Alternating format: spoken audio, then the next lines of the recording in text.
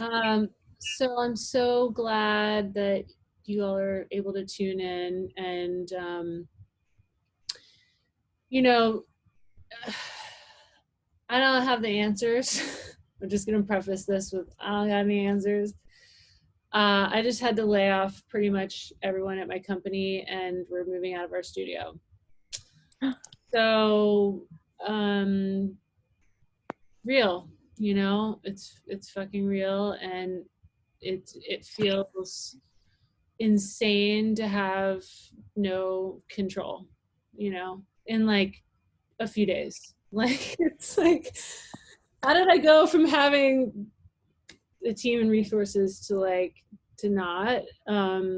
But that's just where we're at right now. And so we really just need to all just join together as much as possible and help each other, and so I know a lot of you are making tough decisions right now. Maybe you have a team, maybe you lost your tour, maybe you lost your shows.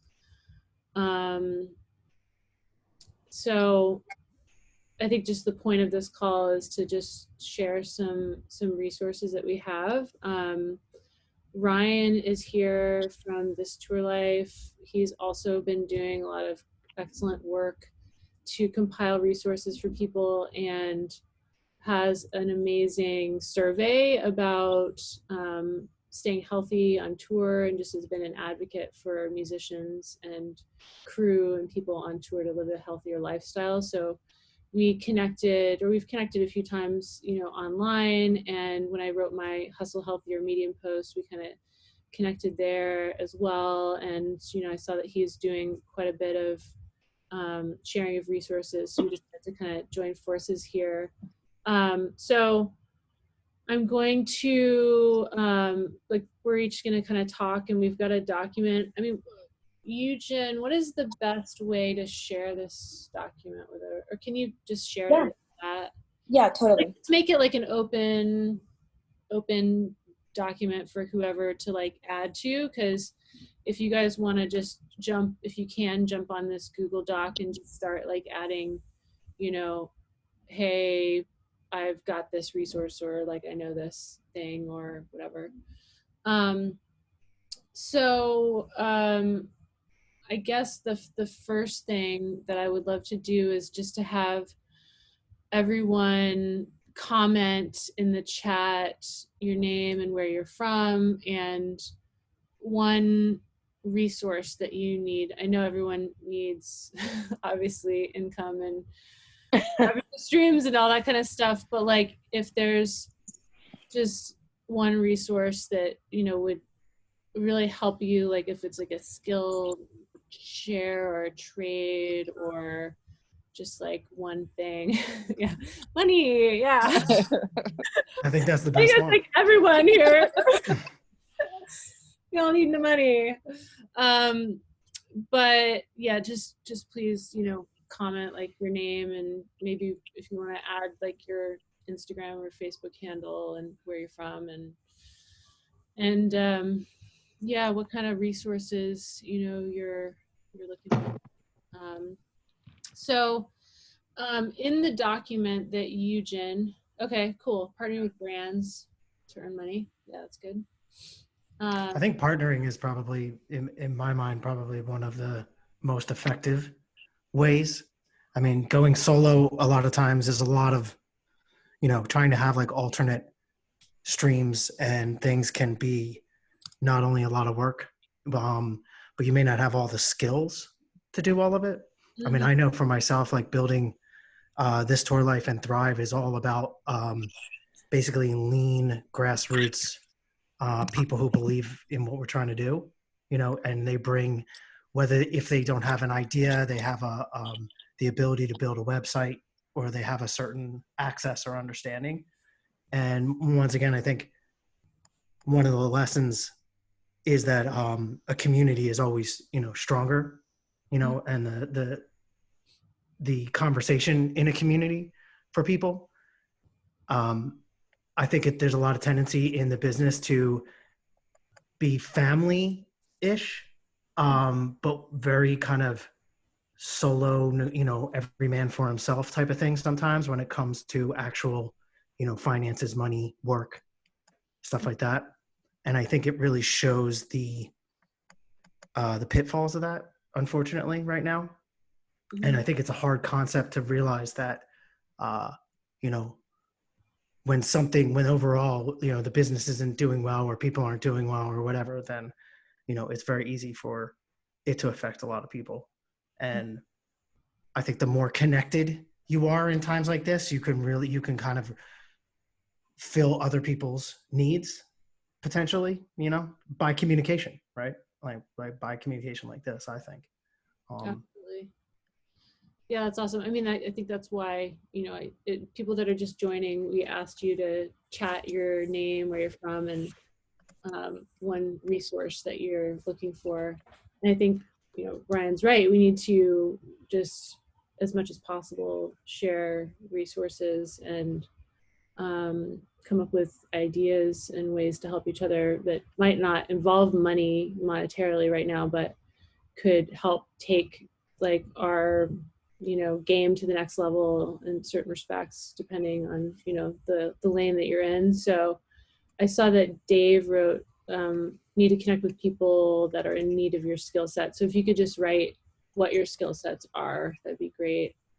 Actually, that's a good idea. Too. That's a great idea. If you could all just like write what your skill set is and who you're looking to partner with, because Ryan, like Ryan said, partnering I think is where it's at right now.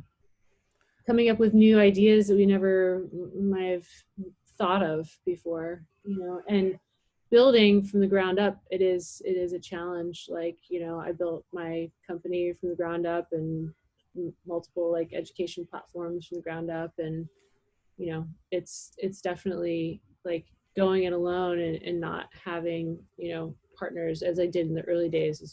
It's very, very challenging. So I mean, I think for me, most of the things that I ended up building came from bad times, really. Times that I was like not sure what to do, times where things were just not working out, or even like going and, I recently became a certified personal trainer. Was mostly I realized that I had a big amount of dead time in work, and it wasn't easy. And it was I just tried to take advantage of that time.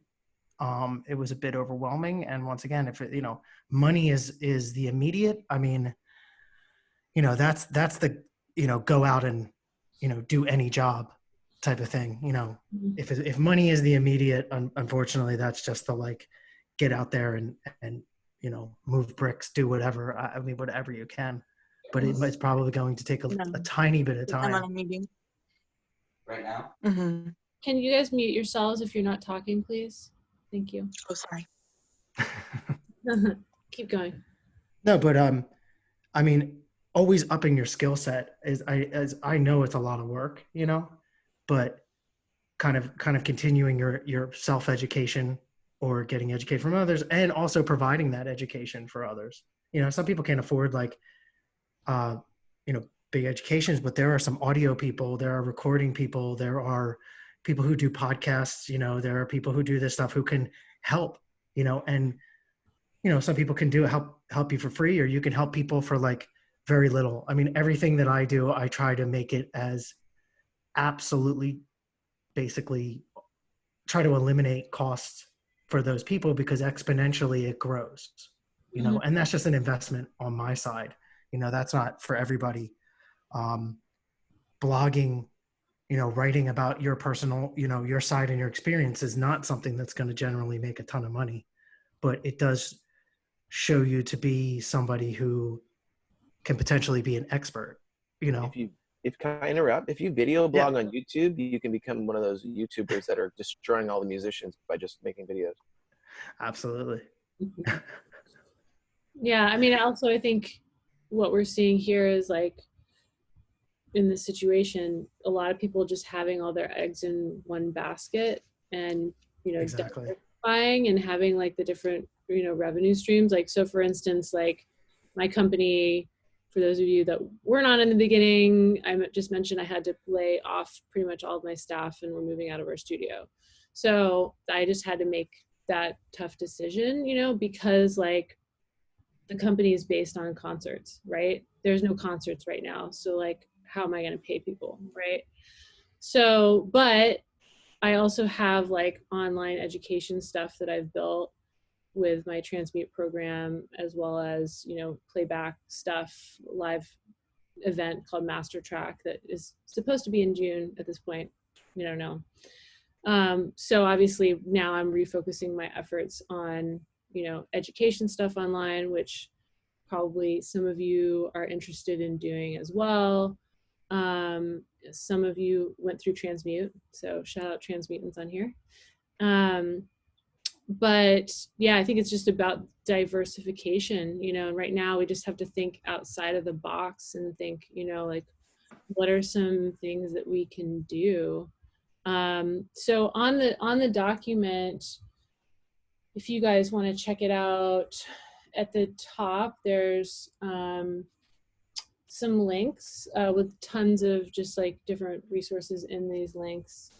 There are different funds. It looks like, Ryan, do you want to speak to a couple of the things that you added on here? Yeah, they're all different organizations that we've been in touch with and are compiling a list of basically the resources for people. And everybody's going to have different needs, obviously, depending on if you're a musician or a tech or whatever. So these different organizations sort of address that. Music Cares, which is not on here, is a great one. I'm still putting together this list. There's actually a lot. In fact, there's a lot that are like insurance based or for like medical needs and stuff like that. And they're there. And I think one of the biggest problems is that connecting the two, right? I mean, social media is amazing for as many drawbacks as it may have, but there's also a lot of noise and a lot gets lost. It's amazing. I mean, I'm sure you realize it's amazing that you put something out and you realize that you talk to people and half the people didn't even see it somehow. Oh yeah. I mean, that's a grind in itself. Sort of, I think people may not always know, you don't just like write something or put a video up or whatever, or they do know that, you could talk to a bunch of people and be like, oh, really? You did? I didn't even notice. I didn't see it. You have to kind of, unfortunately, be very like, persistent on a lot of that stuff, and also create value. But these organizations struggle with that, so we're trying to figure out how that they cannot struggle with that. I mean, everybody has a need, right? No matter what it is. If you're just focused on, oh, these organizations exist, but we looked at what their need was, and we knew their need was data, and creating a legitimate study is not as simply as just putting it together. There's a lot of elements. Once again, collaboration. I had to get with a clinical psychologist. It can't just be a therapist. It has to be, clinical psychologist in order to do it, and a statistician, and then also apply to the IRB. But a lot of these organizations don't have those exact people. They either have to go to a university or whatever. And there are a lot of people with a lot of skills that can help these organizations as well. They need help too. The organizations, they have, not enough people to help. And I would say one of those things may not yield you money necessarily, but it will obviously yield you connections and insight into how these organizations work, and the work that they do, and it takes you to there and the people that you meet and stuff. So I think it's like it's codependent kind of situation. And I think you have to really examine the codependency throughout the whole industry. Obviously, as you see, obviously this is a unprecedented, event, but, it collapsed in a way like a house of cards, and it will come back. It's definitely going to like rebound for sure. And it's going to hopefully rebound. My point in a lot of this is I think everyone should think about how it could be better, and kind of inputting as far as they're like applying their skill set that they may not think might be immediately, useful in this situation, but there are a lot of people with lots of knowledge. They have different backgrounds. You know, some of them went to school for absolutely different things. And once again, it's like kind of getting that out there and putting that out there is you're probably going to find, I mean, as silly as it is, like we talked about with the unemployment, I've talked about it for years with touring people, and now they're reaching out and, you know, ad nauseum, where they're like, yeah, whatever, or no, I never had to use that. And like, you know, they would joke that I would always just kind of say, you know, you should basically have that, you know, to make sure it's the law, right? You know, you're employed at a certain level and whatever. And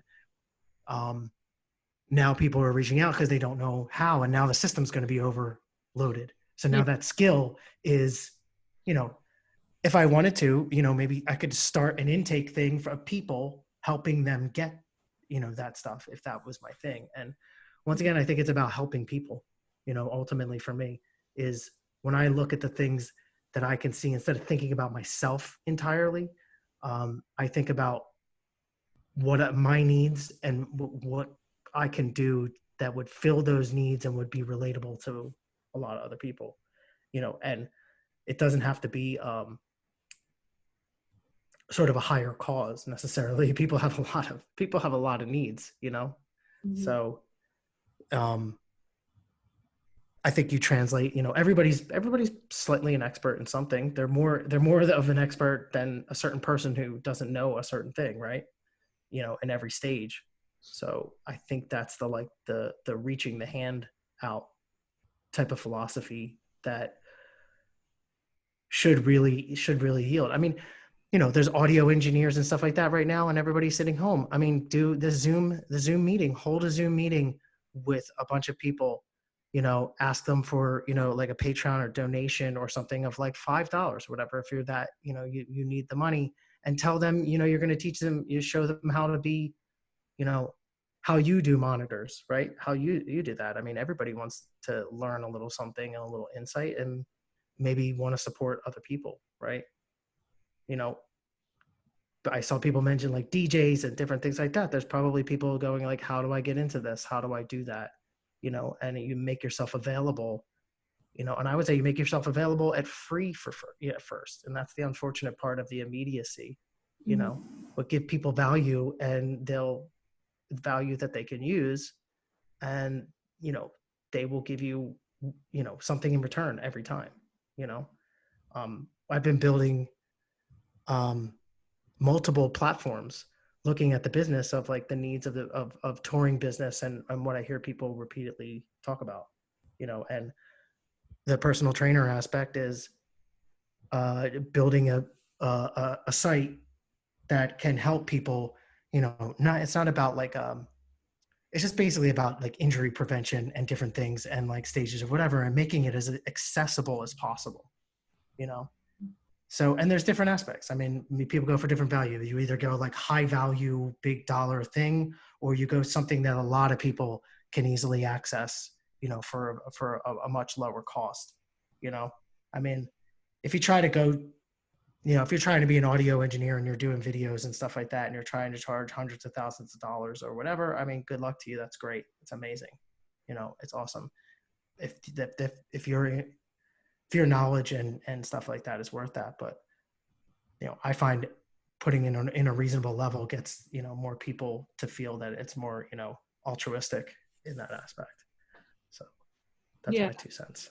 That sounds great. I mean, obviously, you know, as I mentioned, I've got the different streams of income, and have been doing a lot of online education stuff, especially over the last year. So, you know, obviously I'm going to be kind of doubling down on that in these times, but I've been doing a bunch of just free kind of webinars just to like give back as much as possible, you know, and not really looking for anything out of it right now, just because we all need, you know, we all need education, and we all need to come together and partner up, as we've been discussing here. And one other thing I wanted to mention about the unemployment thing is, obviously, I don't know if all of you know about the AB 5 law that was passed in California that said in 2020, independent contractors must be treated as employees. And so right.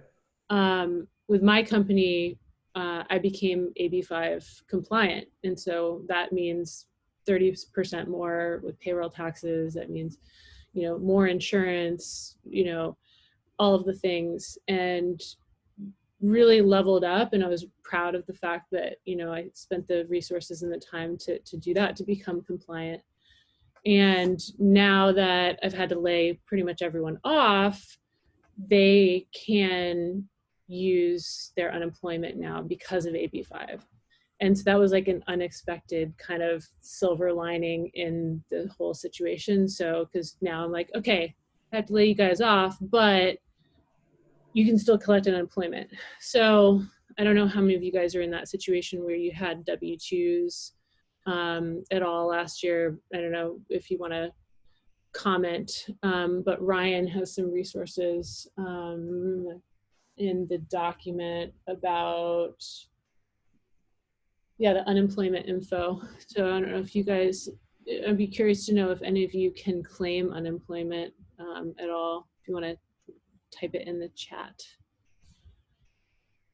Yeah, I'm hoping that people kind of that resource, that they're able to use that resource. A lot of people who are in a certain industry don't realize when they get a payroll paycheck and the tour ends, they're like, well, I'm out of luck. And it's like, well, legally, as being employed, that is the part of the responsibility of your employer to employ you unless they can't, right? Unless they have no more work to give you. And that's at no fault of your own. You're unemployed at no fault of your own. You weren't fired because you stole something or you didn't show up to work, or, complete negligence, which is, has to be pretty extreme. But an employer owes you, if you're full-time, you're 40 hours or whatever a week, like a tour's over, and people, take those long breaks in between, and they kind of suffer a little bit. But the industry's mostly on W-2s now. Well, a lot of payroll companies, and that is what they have to do. Yeah, because of AB5. Yeah. Yeah, and I mean it's been happening. It's converted. Most of the tours I've ever done at this point, in past 15 or more years, 20 years, have all been payroll. Right. Yeah. Now, there's a big caveat with that, with the new tax laws, is that you used to be able to write off expenses, since you have per diem, but your per diem doesn't necessarily cover all your expenses. This gets like really way too deep into taxes and stuff like that. But there's drawbacks to being a W-2 employee, which is that now currently you have limited write-offs, unreimbursed, like stuff where you could write off like a contractor of unreimbursed,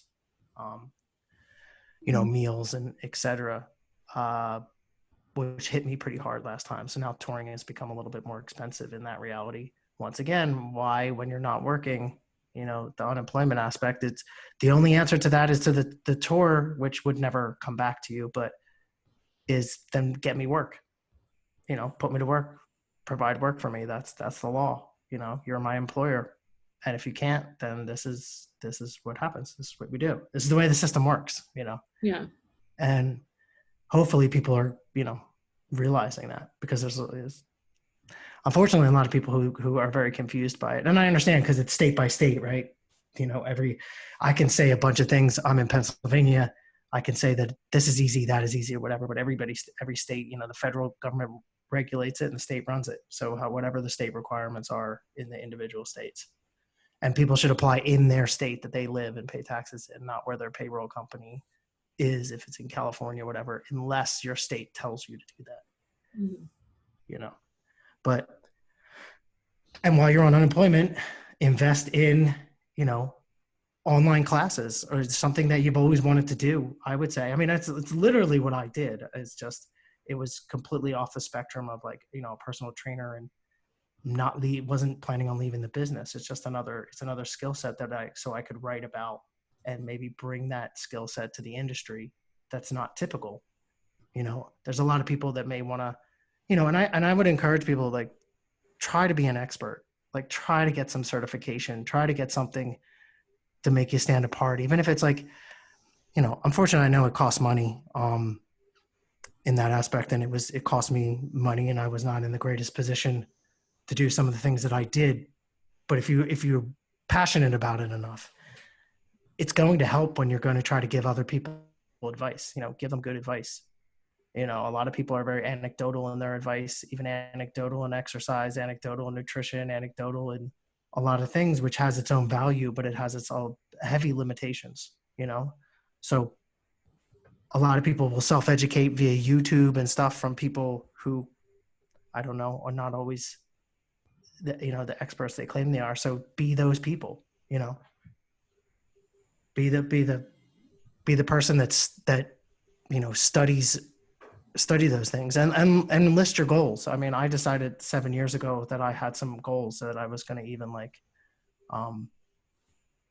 get out of the business. And I just decided to look at it a different way because I was kind of miserable, Actually, Laura, you and I think we met in Australia. Oh. Jesse, short. I was doing playback for Foster the People. Oh shit! And we met for like 5 seconds. Oh, okay. I think you were with Kanye, maybe. I think that was at that time, and I think Jesse introduced us for like 5 seconds, and he was like, "This is Lars. He's like an Ableton genius." I was like, "I wish I could talk to you because I'm drowning in Ableton right now." If it was it was a long time ago. Was it Big Day Out? Yeah, I think, or it might have been like Splendor in the Grass or something. Okay. It was Big Day Out. I'm not positive about that. Oh no, I think it was Big Day Out. Yeah. I remember Big Day Out, like literally one of the tarps let loose and all of the rain like fell on all of our shit. That was wild. So hopefully it wasn't that one, but yeah. Oh wow, I didn't realize that. That's crazy. Yeah, yeah. I've been just like pivoting, obviously. Like one thing I wanted to bring up, in 2008, I got laid off from Ableton. So those of you that are older on here remember 2008. This feels like 2008 times. I used Ableton in 2005 on Beck's Guero tour, and I basically cried every day. Yeah. Because everything that he wanted to do was just, and I did. Oh, so Sigur Rós, we tried to switch from an Akai S6000 from the samples, and I could never. There was basically an infinite repeat, though you would take the sample and just Ableton would just not replicate it. So we had a carrier around these Akai S6000s that were amazing. They're great, but it was, the hardware, and I couldn't, changing stuff or doing stuff. So I would go back and forth with Reason and Ableton and stuff, and just, and then main stage with MGMT was basically where I just had a breakdown because nothing ever worked. Yeah. And then now it's great. Now a lot of it's great for sure. Oh yeah, definitely. Yeah. Well, so in 2008, it seems like a few of you also got laid off that year, but I just remember cruising was the top salesperson, was traveling all around doing all these presentations and then getting this phone call hey, we got to lay you off, and I realized it was okay, this is just business. It's not personal. They need to restructure. They can't afford to pay me. And it's literally now 12 years later, I'm the one in that position, having to lay people off and call them up and be like, hey, I'm really sorry. I can't pay you anymore. And so it's just 2008 compounded times 100 now. It feels like even more dire than 2008, but I don't know. Correct me if I'm wrong, if anyone else thinks that 2008 was worse. But the point is I just had after I got laid off, I had to start doing things on my own and not relying on one resource. And that's when I started just trying to partner with a bunch of different companies. And that's when I started the first iteration of my company, and just got as many contacts and was a product specialist for a bunch of different companies. And that led me into touring, and then touring led me into, creating the next version of my company. So now it's we're all being forced in a way against our will to rethink our revenue streams and rethink how we're making money and what this new paradigm is going to be like. Especially because we don't know how long we're going to be hanging out online. So for those of you that just joined or kind of just didn't hear the very beginning, we've got a resource document. And if everyone could mute yourself, please, if you're not talking, that'd be great. Thank you. We've got this resource document. If you go to the top of the chat, you can click on it. I would love to just go through some of these ideas. So at the very top, it's the links that we've been kind of talking through. Ginny had some really good points about music cares. If you want to add that there, Eugen, that'd be great. Some of the comments about music cares, that'd be awesome. The ideas for making money online. I mean, we've been talking about it. There's been a few things that have been, spoken about so far. So if you want to fill in some ideas here, like I just put some things that first came top of mind, like obviously online concerts, remote one-on-one or group coaching, sample packs. I know there was a big discussion about sample packs. Like, do we want to talk about that real quick? So someone, I can't remember, was it Carmen was talking about sample packs, or Sonia, is it a good investment of time? And then Jenny was saying how much money can you make from a sample pack? So I know Da Vinci, who's on here, has a sample pack a couple of sample packs that he's created. So Da Vinci, do you want to speak on like sample packs and like how you found your experience with that to be? Oh, we can't hear you. Sure.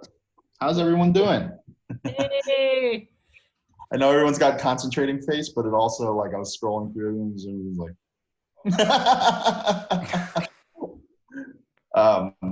yeah, my tour just got canceled.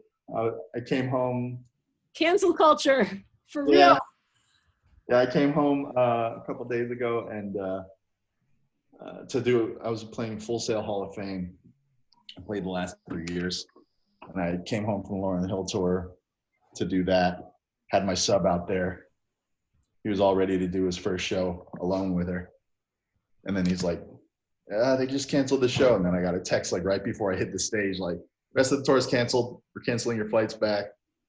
So enjoying the time with my flights. What? They canceled your flights? Well, I was here in Orlando, so I okay. put my flight back to. Oh, I see. Yeah.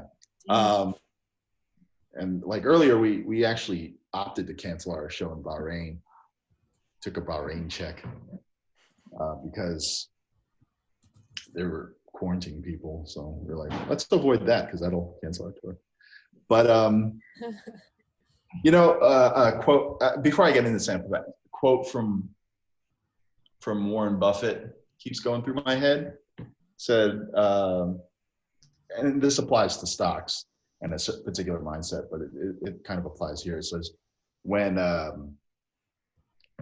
everyone's being greedy, be fearful. When everyone's being fearful, be greedy.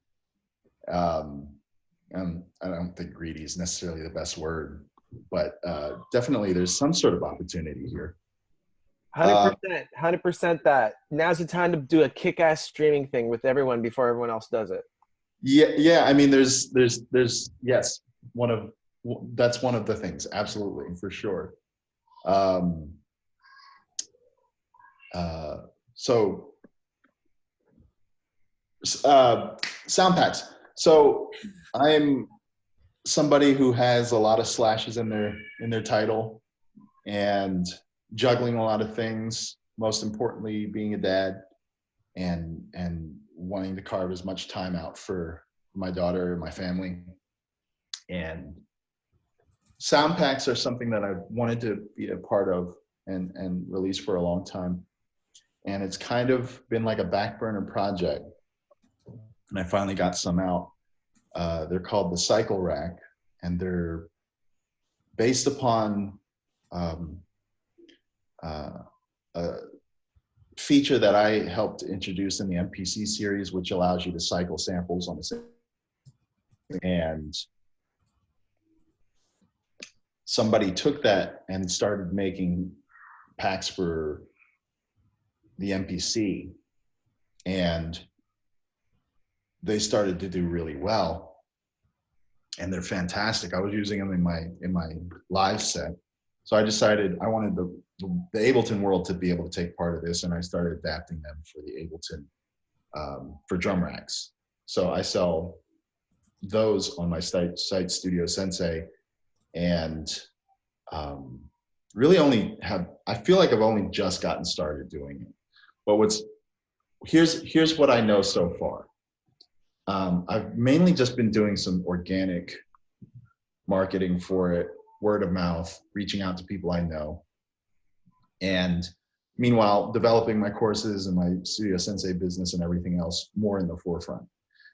So with that, I see that the sample packs, they're doing okay, but I'm not doing big numbers with it. But I do know people who,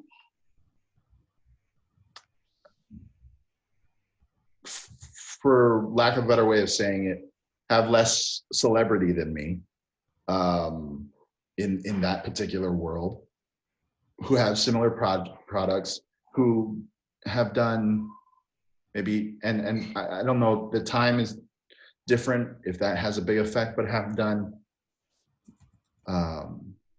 6 figures in their first year selling these things. So it's possible. It's definitely doable. I think the real thing is, do you, I think it's like anything, and it's all about marketing. You know, it's all about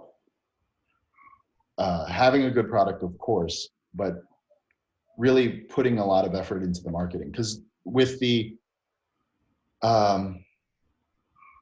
these particular packs that I put together, it's very, very tedious. A lot of work. It's just like putting an album together. It's just like tons of creative work up front, and then this is something I learned from putting albums out.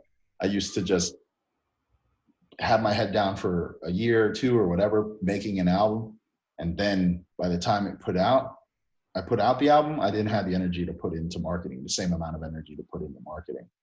And that shows, you know what I mean? It's like throwing your music down a well and waiting to hear a drop, you know? It's not the most beneficial way to go about it. If you want your product to succeed, no matter what your product is, I think an equal amount, if not more, of energy to put into marketing is crucial to make those things work. So over the last few months, I've been taking this a lot more seriously, because even the guy that I'm partnering with to create these has done so much better with his MPC packs than I've been doing with the Ableton versions of them. And he's like, I just don't get it, man. Like, way more people know about you and this, that, the other thing. And I get it.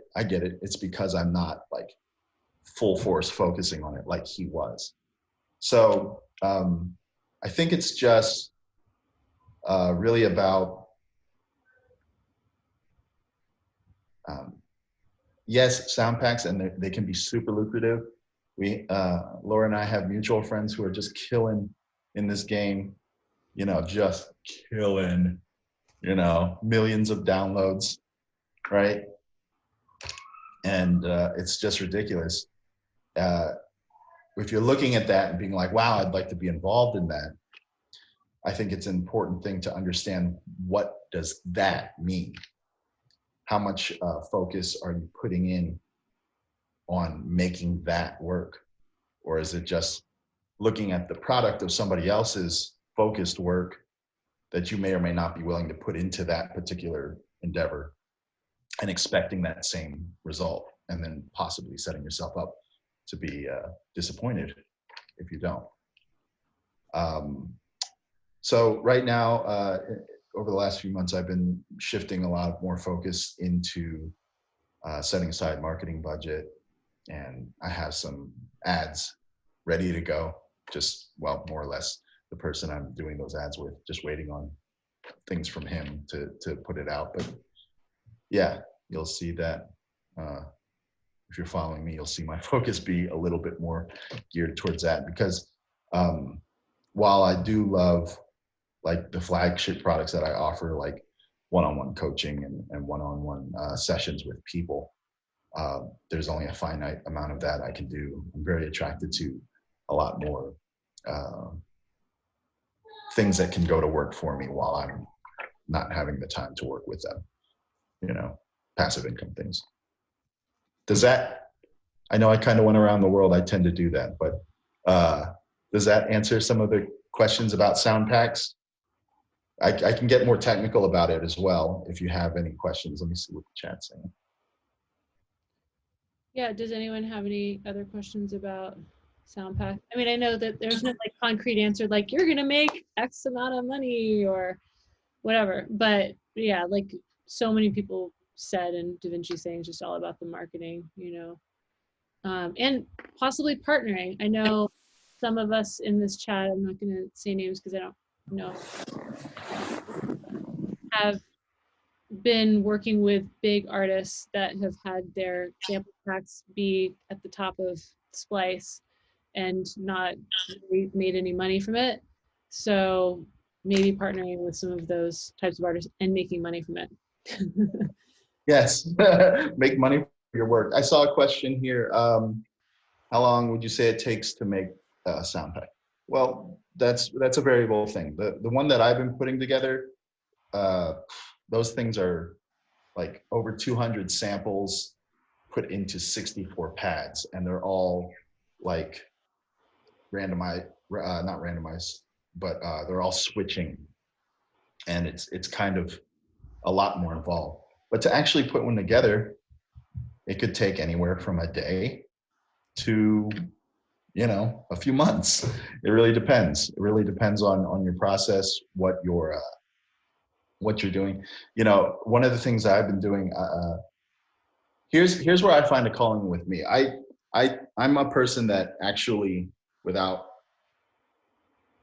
exaggerating, I actually love everybody. That's just my MO. I absolutely love people in here I had never met as much as my daughter. I know that sounds weird to some people, but that's the way I work. He's being for reals. What's that? Then you're being for reals. Yeah, I'm for real. I love you too. That doesn't necessarily mean that everyone deserves, that I'm going to give everyone the same time as I give my daughter. That's different. But my love guides me in a lot of different directions, and I tend to really value the relationships of people around me that I tend to be drawn to want to spend more time with, whether from afar or whatever. I value that a lot. And what I'm trying to do lately is take that love and extract some, I don't want to say it, have it sound weird, but monetize it, productize it, right? There's people that I'm very, very interested in collaborating with, in being involved with, and a lot of these people are just creative geniuses and just incredible in their own field. And where my interests lie is how can I, with my current interests in taking steps in my business that I haven't been interested in the past because I've been more focused on the creative side, take what we do together further. I have this really great friend who is just totally happy with living very modestly and just making music, but he's incredible. He was like in a group where there was a bidding war between Kanye, Diddy, and Pharrell. Like they were all trying to get him, you know?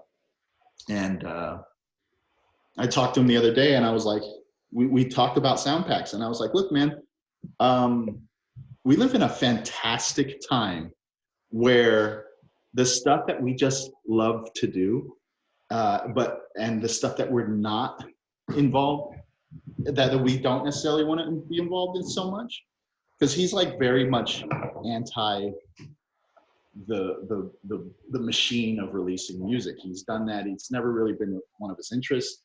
and he just likes to make music, and sometimes he likes to make things and just move on. And I like that too. Laura knows that I have this daily beats folder where it's just like hundreds of tracks, and some of them are just little ideas. Just shit it out. Yeah, shit it out. That's just blah, blah, blah, blah, blah, blah, right? Yeah, my thought process behind this is a lot of people are compelled to go this way, but we've kind of accepted this idea about it has to be, music has to be packaged a certain way, it has to look a certain way. That's not true. Making music has many faces. Putting music out has fewer, right? But just making music has so many different faces. And he was talking about, he's got a folder like himself where he's got a ton of things. It's just like little noodled ideas, but it's beautiful as it is. And it feels like he should do more with it. And I don't believe in the word should. I don't believe in the energy of should. I believe that he stopped for a reason. And then we just have to figure out what that reason is. So how this relates is we actually live in a time where people want that stuff. People want that unfinished product. A lot of collaborations are happening nowadays, placements with artists from producers in an interesting collaborative way, where people are just sending out loops to people, whether it be drum loops, melodic loops, and then bigger producers may take those, throw a drum beat to it, and place it with a big artist. And then everyone gets credit. And that's how a lot of collaborations happen now. And when I was telling him about this, it was like, see, isn't this like a dream come true? Like your unfinished, beautiful, unfinished things are actually like a commodity, right? So what I'm doing is taking that and doing all the stuff that he's not really interested in and putting that into packs. So to answer your question, how long does it take? It might already be done. You know what I mean? You might have already created a pack or 5, right? So it's, yeah, someone says, I have a lot of loops. You might, yeah, unfinished stuff isn't really, I think we're at a place in history right now where we might want to upgrade our definition of what's unfinished and what's not. I have whole talks about this. Is like, I've had songs that came from just a piano loop that I thought wasn't done, but I felt like stopping there. What I'm saying is, how long does it take? You might have already put in the work and time. What really stands to benefit anybody at this point, I think anybody in this room, the majority of the people in this room or chat right now, I think we could all stand to accept that our creative heart that always wants to push like we're not doing enough, that we could all stand to accept a little bit more, that we got this. We're already good. We don't have to push so much more. We only really have to take stock in what we've already done. Look around and at what we've already done and say, there's something here already. There's something that I've already done. I don't have to acquire something else. I did it already. And just figure out what you haven't done. In a lot of cases, what we haven't done is productize what we've created. The creation part is the afterthought at this point. Creation part is easy. We've created our lives. We're all adults here. We've created it already. A lot of what we haven't done, where the X factor that we could finish, that the finishing piece is really just the productizing and marketing and finding the people that would do this better than us, and because some of us are very much not interested in doing this, and collaborating with them to make this work, right? All the products that we see around us are mostly born from one's intuitive, self-guided compulsions to follow a particular thing for years. But then someone took that and made it into a product and marketed it, right? So what have we done? We've had creative compulsions that have guided us for years. We have things to show for it. I think it's a good idea to look around what you already have. What do you have to show for it? But not just, and then figure out, how do you show it? That's really it. I think that's the missing piece for a lot of us. I mean, does that resonate with people? Absolutely. The chat's blowing up right now. I'm looking at Chat's it now. loving you. Yeah, if I could add to the mix here, I worked at a company called Output, so I know a little bit about what kind of happens on the back end to some of the questions that Sonia and a couple of people are talking about. So I 100% heart what Da Vinci was saying. I think really from a mindset perspective, it's really understanding that what you've built and the work that you have, as well as your process, that is worth. You just have to reimagine and give the work that you've already created a second sort of life. And that's essentially what Output was trying to create with this engine called Arcade.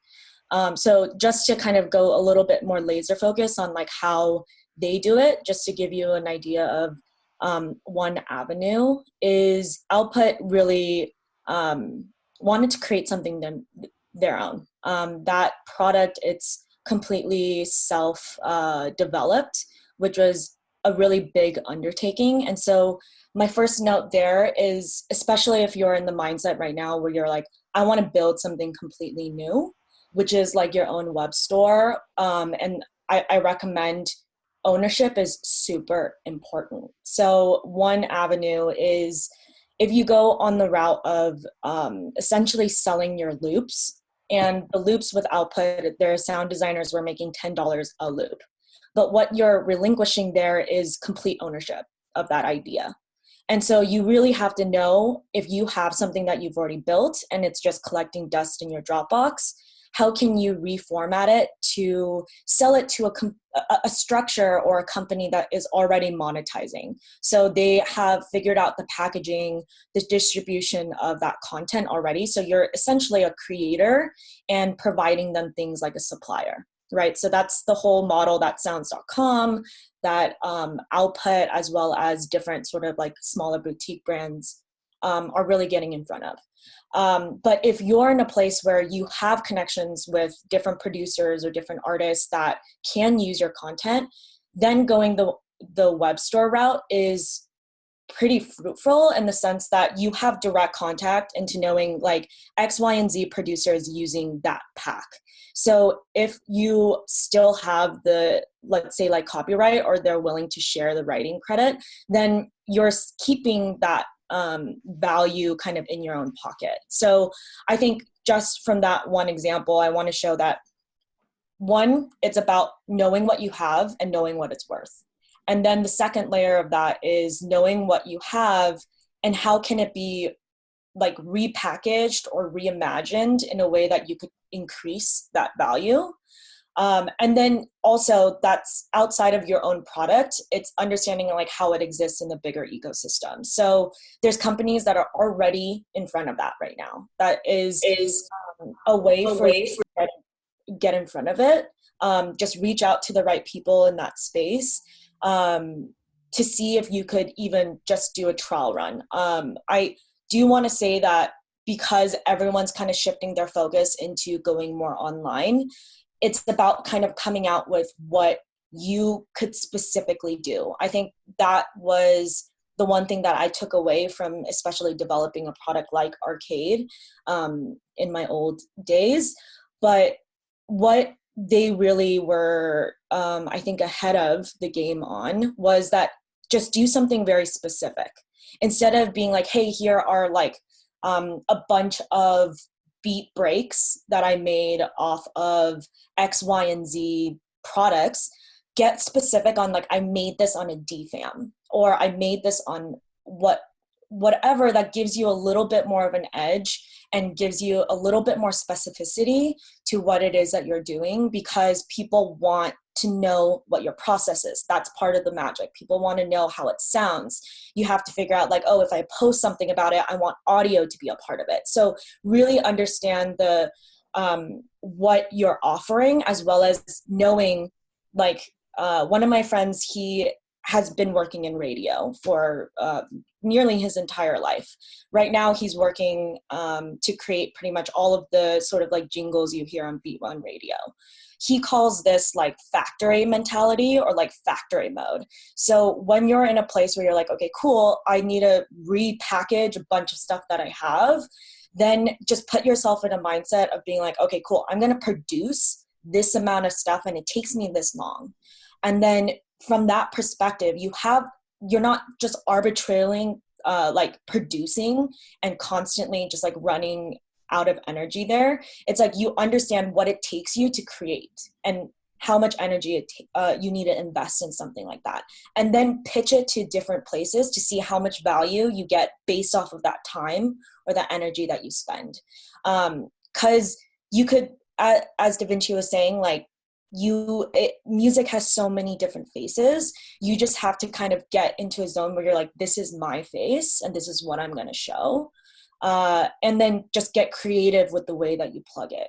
Right. So I would, just to recap, like, there is a system in play right now. Things are just shifting. So just realize where there's opportunities and then understand exactly where you fit into the picture of that. As well as doing exactly what you're doing now, which is like literally connecting with people and figuring out ways that people have done it so that you could figure out like how you could really play that card as well. So if anyone is curious, especially about sample packs, I'm happy to speak individually about it. But I would also say that the caveat to that is really understanding what you want to own. That's the power, because right now you can't be precious with what you own. You kind of have to express yourself, and you just kind of have to give generously, especially if people are really living with a scarcity mindset. So yeah, that's just like kind of my 2 cents there. If you guys are curious about just kind of sample culture, I'm happy to speak about it, because I do know a little bit about the back end of how certain companies like sounds.com and Splice and Output operate. Awesome. Thanks, That was Ethan. Thanks, Da Vinci. Thanks, everyone. We're going to keep going. But so in the document, I just added 3 different columns. What's one thing you can sell right now? What's one thing you need right now? What's one thing you can help with right now? So if you guys want to go into the doc and just like start, filling in, you can add more than one thing, but just if you want, but put your name and like your handle or email or how people can find you in this document. So I would love to speak with Al next, since he raised his virtual hand, about creating a product.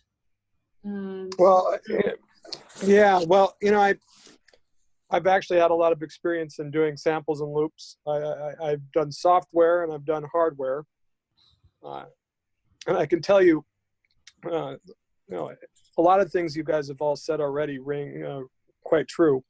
But the products that I've found that have always been the most successful have been the ones that we were the most passionate about. They were the ones that we really cared about. The things that we thought were going to be, we'll do this, it'll be an easy thing for us to kick out and make some money, were usually the dogs.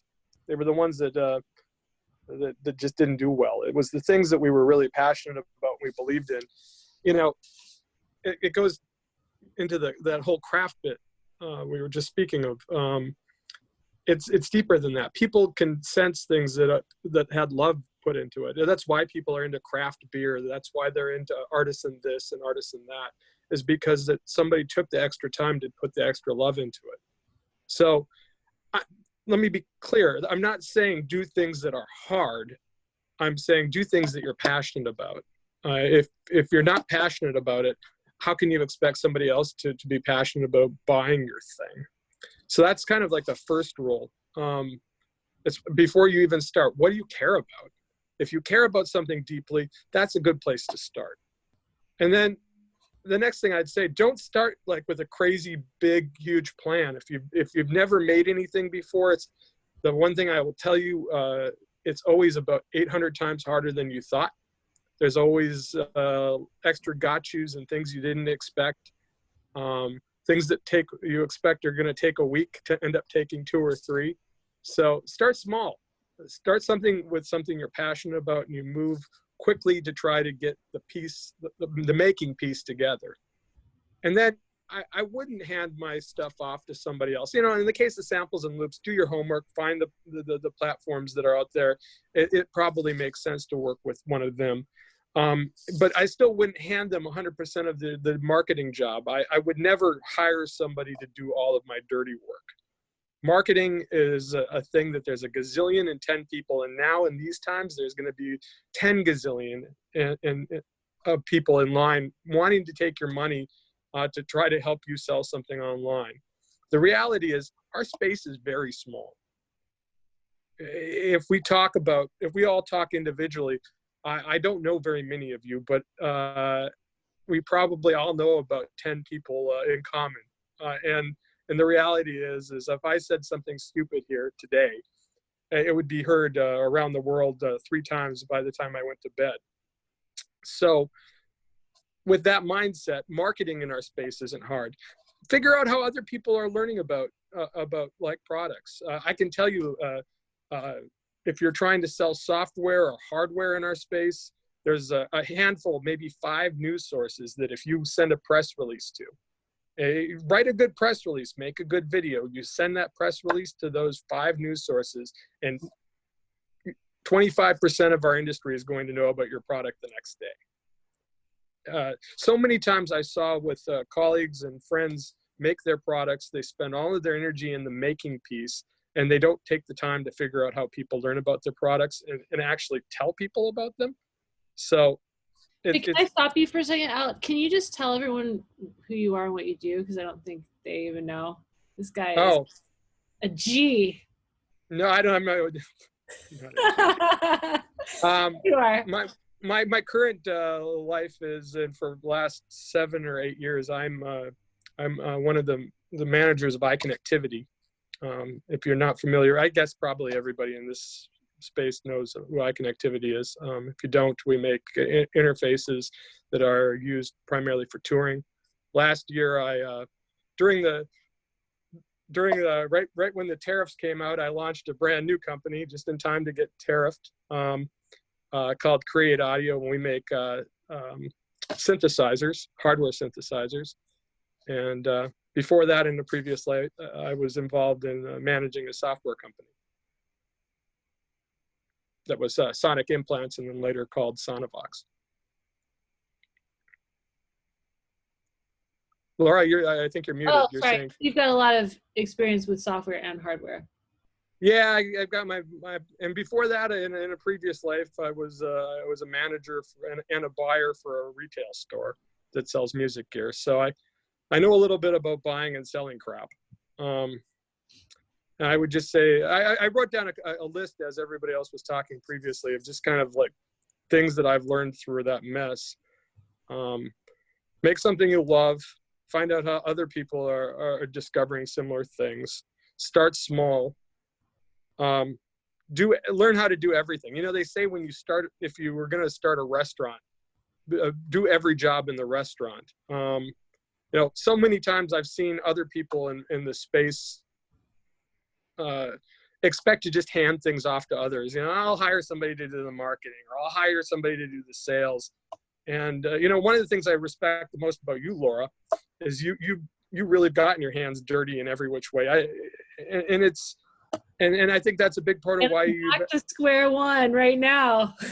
I want to touch on that in a minute too, because I did go through 2000. I've got the bald spot to prove that I went through 2008, and I came out of it better than I went in.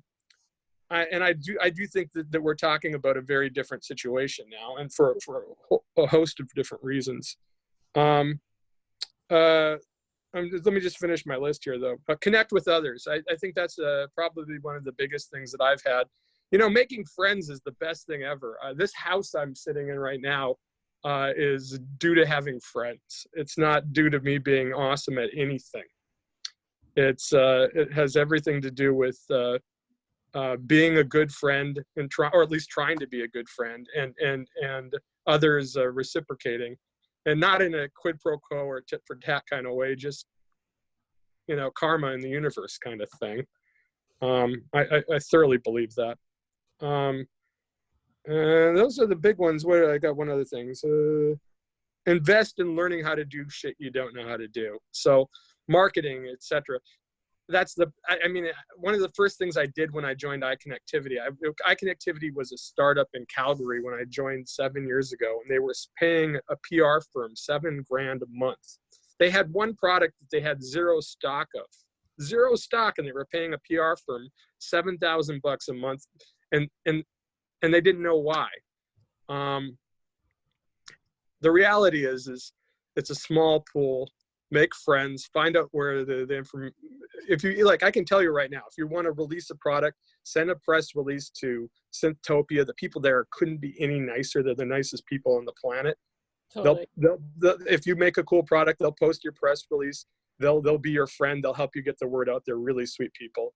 The next person I would contact is Nick Bad over at Sonic State, another gem of a human, has one of the largest followings out there. If you're making hardware, don't bother making hardware right now. It's the worst thing ever right now, making hardware. But if you did do hardware, things like Matrix Synth, there's actually a great tool. You can actually just use the internet for your advantage. You can Google anything. And one of the things I Googled when I released our synthesizer company is top synthesizer sites, news sites with the top amount of hits. And guess what? That information is out there. It's a 2-minute find. In fact, I remember I Googled it as I was riding around in a car in China on my iPhone. I mean, it's the kind of crap you can find out as you're, you know, while you're sitting thinking about other things. So do that heavy work, do the lifting. Also, just to touch on a couple things, you know, I think a lot of people are freaking out right now. And guess what? Everybody is. My daughter's school got canceled.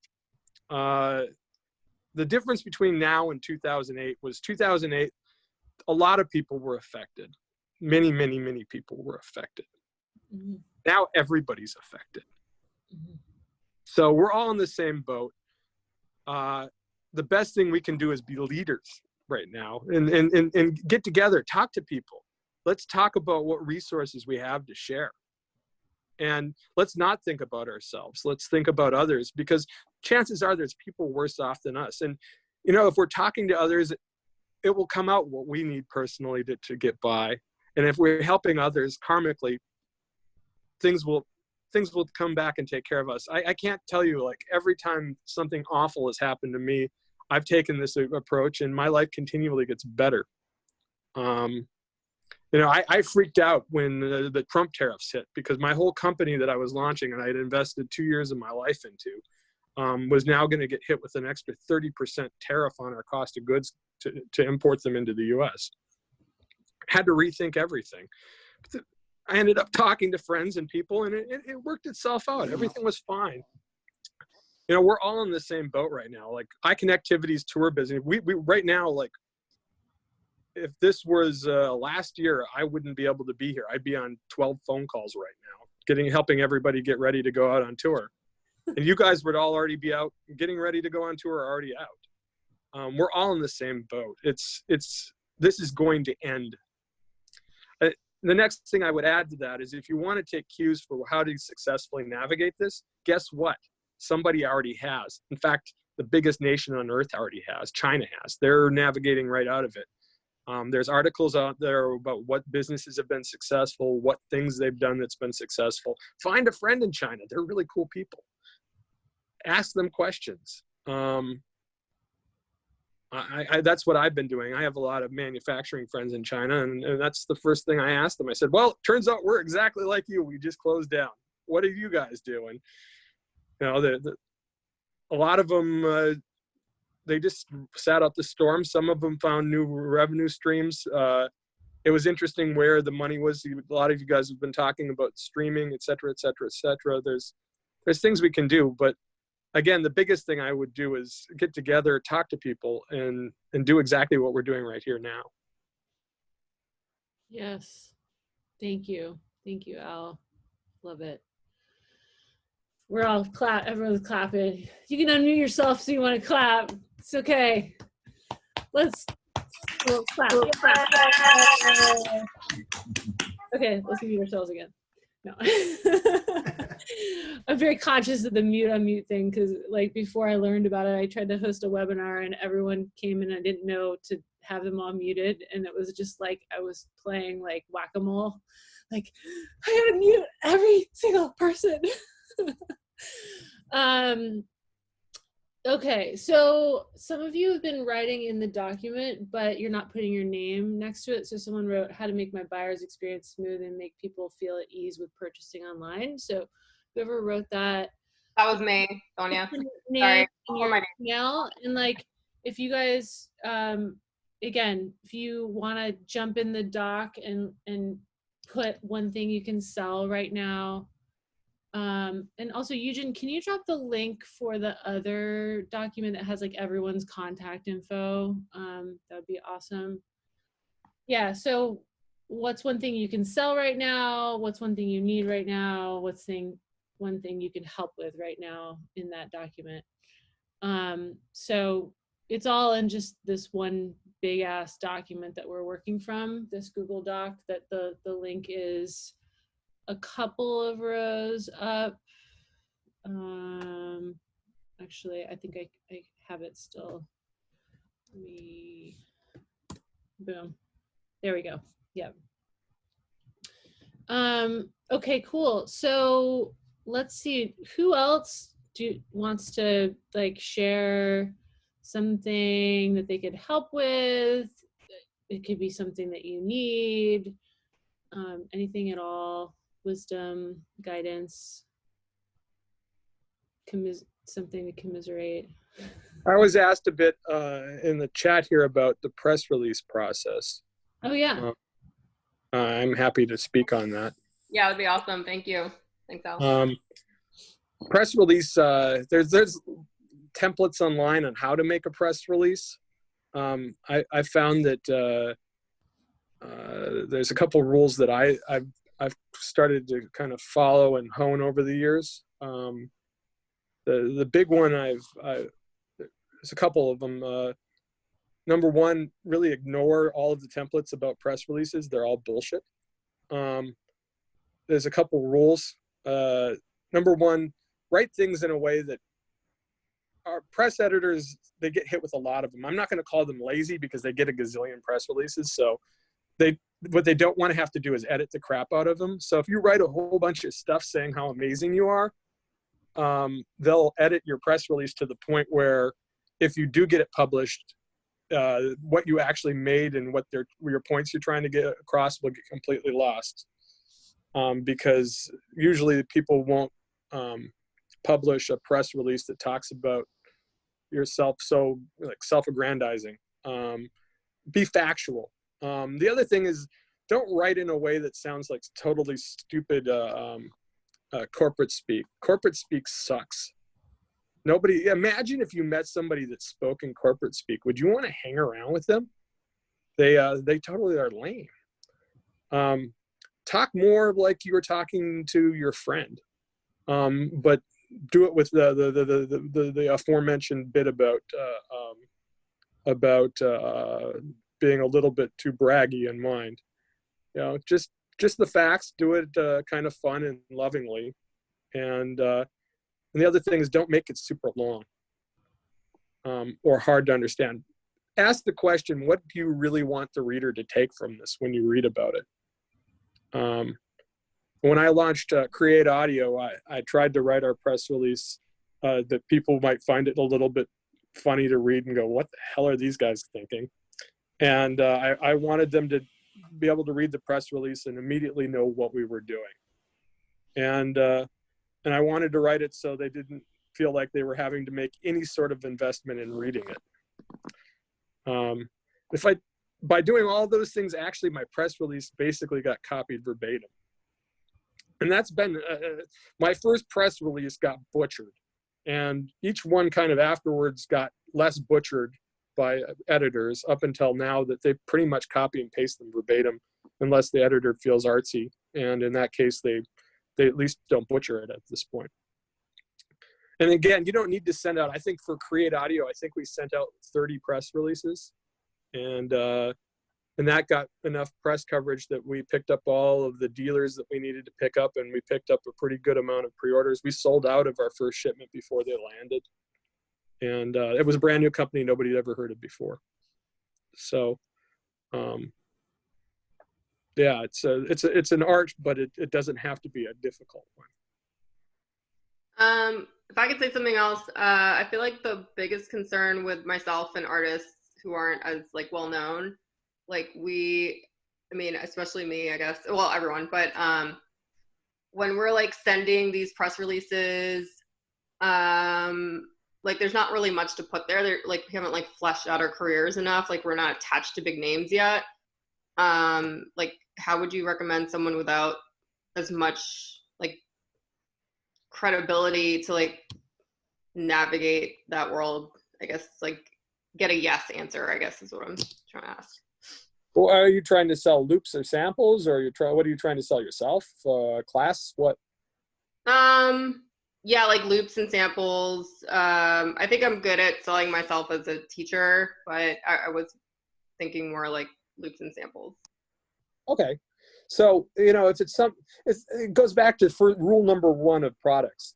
If you're making something you love, talk about why you love it and why it's important. Why would you buy a craft beer, or why would you buy this artisan thing or that thing? It's not because of necessarily where it came from. Now that you could make it about that, but you could also talk about the process. You could talk about all of the things that make it great in your mind, and all of the effort or what makes it special. A lot of people kind of gloss over that bit when they sort of take it for granted.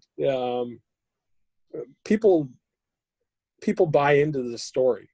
They often do. And so, I can't tell you how much junk I bought because of this story, where I could probably spend a lot less to get something of equal quality. Yeah, Raina said it. It's about writing good copy. And to me, that's just capturing the story. It doesn't necessarily mean being an amazing writer, or, if you're passionate about something, there is a good story because there's a reason you're passionate about it, Yes. Awesome. So I know a few of you on here wanted to talk about licensing and music supervision. Some of you have experience in that, and then some of you wanted to know more about it. So does anyone want to raise their hand, speak on the subject? Music supervision. I dabble in it, but I haven't been very successful. I did get a publishing deal with a company called Atrium, who doesn't charge publishing royalties to you. And they're very hard to find companies that aren't retitling in this town. And this is Los Angeles. So I thought I'd mention Atrium Music, ATRIUM music.com. It's Jen and Josh. They seem really cool to deal with. If anyone wants to approach them, I'm sure you can submit to them. I'll put their name in here.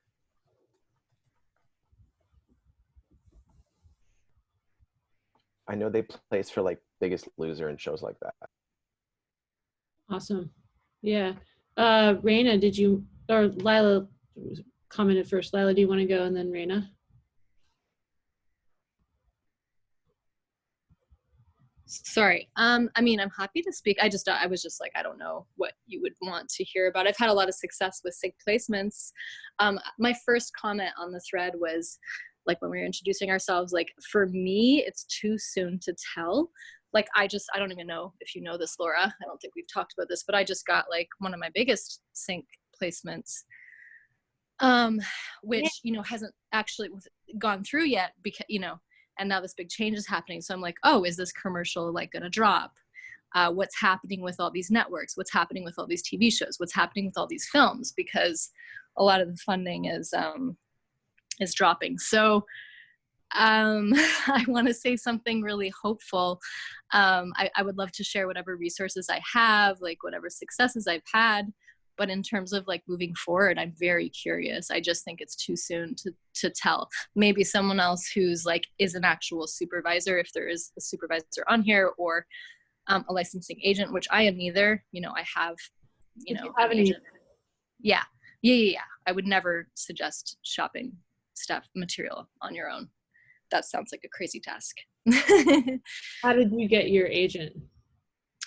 I mean, that's just like sort of happenstance. Someone introduced us.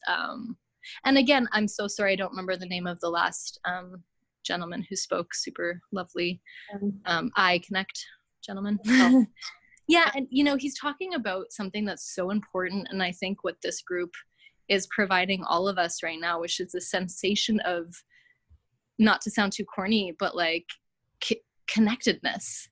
And so when we say yes to going out and yes to connecting with people, like we make we make these introductions. And so that's how it happened for me. You can definitely, you know, go on to artist websites if they have success, like myself with sync placements. The information's right there. People reach out to me all the time. They're like, oh, who's your sync agent? I'm like, just go to my website. It's all there. So, you know, you can, you know, research other artists that are having success who have a similar style to you. That's really important because their sync agent might like focus on certain genres. And then you reach out, you know, you start sending your material out. I don't know if now's the time for that. Like I said, like, I don't know if things might be on pause, but I'd say that's the best approach. Just reaching out. Awesome. Yeah, thanks. Raina, do you want to speak now too? Sorry, how do you go? Never credited in the commercials. Oh, that's a good question. Do you want me to answer that question? Oh yeah, go ahead. Okay. Let's see here. Sonia asked, so how do you find artists that are already placed? Yeah, that's a bummer that they don't credit us in the commercials, right? I think the number one way that the music is found through commercials is Shazam. So yeah, that's where a lot of the attention comes from. If you're watching TV shows, it is in the credits. If you know, same thing with films. But yeah, Shazam is great if you know, listening to a commercial. But I think also just like backtracking, and you can just like check out artists that are similar to you, never mind whether or not you even know if they've had placements. If they have any level of success, they probably have had placements and you might not even know about it. So you just need to dig a little bit. There's a website, I can't remember what it is right now, but it will show a lot of the placements that artists have. I was just on there, I'm so sorry. I'll look it up and I'll put it on the chat after. You can see all of the placements, not films and not trailers, but TV shows and commercials. I think they'll list all of that for the artist. Sweet. Thank you. Raina, did you want to talk? Are you there? Okay. Yeah, can you hear me? Yeah. Nice. Okay, so I think now is actually the perfect time for music licensing to explore that avenue, because even though production for like film and television has been ramping down, obviously, all the things that are in the pipeline for post-production are like, that's ready to explode right now. So the companies that I've had a lot of success with licensing have been with Jingle Punks and with Extreme Music. And I have an exclusive deal with Extreme Music and a non-exclusive deal with Jingle Punks. And when I first got started with Jingle Punks, it was literally just, I submitted I went to their, you know, artist submission, and it was literally someone just listened to it and it was like, okay, yeah, you want a deal? And that's how easy it was. And this was a couple of years ago. And I mean, the last quarter, I made almost 5 Gs, you know, in royalties. So, and now that all of my gigs have been canceled, you know, until probably I'm hoping for the end of summer, but realistically I'm thinking it's gonna be slim pickings for a while. I know that Jingle Punks they're looking for music. A friend of mine has a licensing company called Accidental Entertainment. I'll put that, if you have a spreadsheet going on, I can put that in the I'll put that in the all the info and contact info for that. But also premiumbeats.com is another avenue that is a little bit, it's more for filmmakers that are, actually filmmakers that are looking just to license beats. You don't get paid a lot on the front end. It's maybe like 20-30 bucks. But if you've got a large catalog of music that's just sitting there, there's a lot of film people that are looking for that. And that's on premiumbeats.com. Tight. That's awesome. That's great. So Eugen's putting this stuff in the Google Doc, all the resources that we're talking about. Did someone else say something? Yeah, how do you like label and hashtag, or how do you make it easier for someone looking for your music to find it, like to strike that right emotion that they're looking for in their film? Like, is there like some resources like how to tag, how to describe your music so that people can find it faster? I mean, I just try to be as descriptive as possible. Honestly, I've gone to thesaurus.com and just typed in like edgy and see what comes up, and just type that in the hashtags. I mean, it's kind of like doing SEO, for your music. Instead of doing SEO for your website, you're just doing it for your music. So just like the way that I approach is that I think if I'm a filmmaker and I know nothing about music, and I'm just trying to figure out how to verbalize the type of tone that I'm looking for whatever project that I have. So edgy, uplifting, dramatic, pensive, that type of thing. Anything that describes emotion, because at the end of the day, that's what music in film or television is trying to do. It's just trying to manipulate people's emotions. So I use a lot of emotional adjectives. Nice. That's good info. Thank you, guys. And speaking on that, so I'm just looking at other things in the doc. Does anyone do like library music or video game music? Jenny, I know that you were saying Tina does like video game music, right? Tina Guo. Yeah, she does a lot. Do you kind of know that world a little bit, or? I've just been hired to record for video game music, non-union at studios, and usually it'll be in string quartet or orchestra configurations because they have huge budgets. And usually the people who I get called by have relationships with those composers. So yesterday I spent 2 hours Googling more composers, and a lot of that you can find from the video games that are popular already. So like Dota, you just Google or you look on YouTube.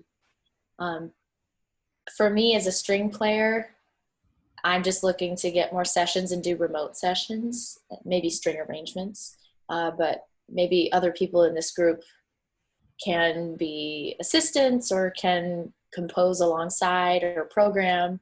I think there's so many opportunities in video game music, and it pays so well. That's really all I got. Cool.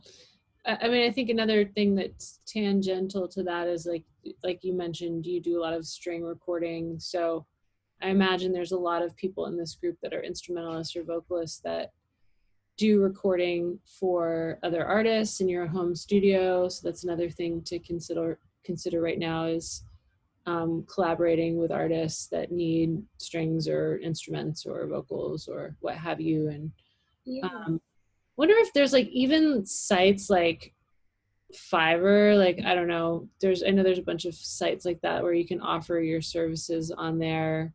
Yeah, I did a bunch yesterday. Airgigs.com, soundbetter.com, and I just got hit up today to record classical piano trio music this week with a budget. Ooh. So I thought I was like shooting in the dark, like, I don't know, I'm just going to make these profiles. This is so lame. I hope nobody sees this. And then boom, I got a remote recording gig. So maybe everybody here who does an instrument, you never know. Oh, that's awesome news. Yay, someone got a gig this week. Yes. They pay. It's awesome. So yeah, recording yourself in your studio. And then I know some of you, like Kevin, does Twitch streaming and Patreon. Kevin, do you want to speak about your experiences there? Like, you do a tip jar when you do Twitch, or? Yeah, can you hear me? Okay. Yeah. Yeah. I wouldn't say I'm an expert by any means, but in the past year, or in 2019, I was releasing a lot of music, and I sort of built Twitch streaming and Patreon kind of into my like release and promotion strategies and stuff. And I've been hanging out, going to a lot of like Twitch streamer meetups and stuff, and just trying to learn. So I still feel like I'm a beginner, honestly, in a lot of that stuff. But that stuff has been really good for promotion and stuff, and kind of because people that are following you feel like they're a little more connected with you. It's pretty like, live streaming. It can be a pretty personable, very personal connections with audiences and stuff. And it's I sort of echo what I forget his name now, but what he was saying about like a craft beer kind of thing, where it's like a very like artisan kind of thing. And that's sort of how I feel Patreon is a little bit. And yeah, like people that feel that you're passionate about what you do and stuff, I think are pretty like going to be able to connect to your art a little bit, and then I will be more likely to subscribe to my Patreon. And my Patreon right now, I'm pretty much like I'm keeping it pretty like low cost. I have like it's pretty much like a tip jar. Yeah, I have my music on TikTok. It's not huge, but it's there. I just kind of try to be everywhere as much as possible, because I don't know. And yeah, coffee is kind of a bit of a tip jar thing. I don't know if you guys have heard of coffee, Kofi. You guys know what I'm talking about? No. No, Ko-fi. It's like literally like, yeah, that's it. It's like literally like a tip site service thing you can put on your websites or your social media things, and be like, do you like my streams? Buy me a cup of coffee, and they can tip you $3 for stuff. So I put that on my like Twitch profile and stuff too. Yeah, and then Patreon, I also have like a higher tier where you can like straight up hire me to do remix work on there, but that has like a limited number of people. I don't know. If anybody wants to talk about it, I'd let it might be easier to talk to me one-on-one about that, because I feel like I could talk for hours about that. We don't have all day. I'm kind of curious, because I know like obviously YouTube is a streaming platform, Facebook, and in Transmute we talk about like using OBS. And I know, and do you use OBS or I know you use OBS too, like use OBS to stream on Twitch and Facebook? Yeah. You can do OBS to kind of tons of like every streaming platform. I've in the past couple of weeks been messing around with the idea of like trying to stream to multiple platforms. I know they really like don't want you to do that. So I want to try to, I don't know, ask someone that has experience to make sure it doesn't like fuck up your algorithm or something like that. They can't like detect that you're doing that or something. Because I haven't personally tried it yet. I've been trying to just like stick to Twitch, but also Mixer is kind of the other Twitch. I don't know if you guys have heard of Mixer. It's like Microsoft's one. One of the biggest Twitch streamers in the past year, like it was like a big deal. Like he moved over to Mixer. So there's there's competition in that space now, which is nice. And Mixer, I've heard from someone, is a good place for people starting up, because Mixer will like randomly like put people on the front page. And so there's like a little bit, it being more new. So it's kind of like a gamble. It's like you're kind of on like Twitch is like bigger, so there's like a bigger audience there, but it's kind of set in its ways a little bit, and Mixer, smaller audience, but you get what I'm saying. I don't know. I hope that's helpful. I still feel like a beginner, but That's cool. And so Patreon, does anyone else have a Patreon here? Kevin, I know you mentioned like with your Patreon, you need to you kind of have to update it quite a bit and keep it moving, right? Yeah, the Twitch Patreon thing has definitely been like, yeah, it's kind of like going to the gym. It's like, it's very easy. It's kind of a slippery slope with getting off task with it. It's very much like, you have to like kind of make this a part of your life a little bit. And so I've been on a break for the past like month with it, but right on. Yeah, it's an investment, let's say, that hopefully in time will at some point pay off. Yeah. Jess, you're about to make a Patreon. What's good content? What content doesn't work? Kevin, do you want to speak to that? I don't have a Patreon, so. I really don't know, honestly. Like, I feel like whatever, as long as it's, not whatever. Like obviously put time into it, make it a little bit more than stuff you could just put on your YouTube or an Instagram post. What I see a lot of people doing, and what I think I'm going to start doing, is putting a lot of like BTS stuff on there, like a lot of making of stuff. I've made a bunch of music, and I have just like all this like leftover demos, these like shots in a studio, shots making videos and stuff. And I think that would be a really cool platform to put that stuff on, because then people can like feel a little bit like they're getting a little bit more of an in-depth look at what you do. What's great there too? Put content out like early on there, like release a song like a month early on Patreon or something like that. Like exclusivity is huge. Like exclusive like merch. Like I don't have a ton of merch and stuff, but like any sort of videos or like something exclusivity, like throw a little bit of elitism into your work, and make people feel like they're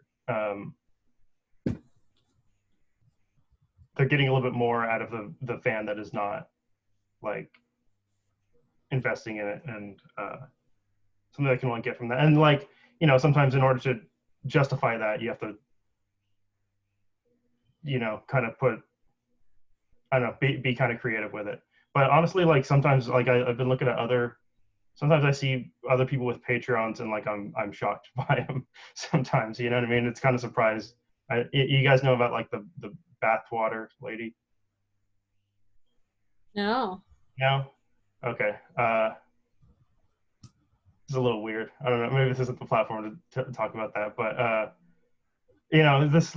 this lady is selling, her bath, like the water from taking a bath on her Patreon. And so it's like, maybe this is inappropriate into this group, but like, the point about weird shit. I can do that.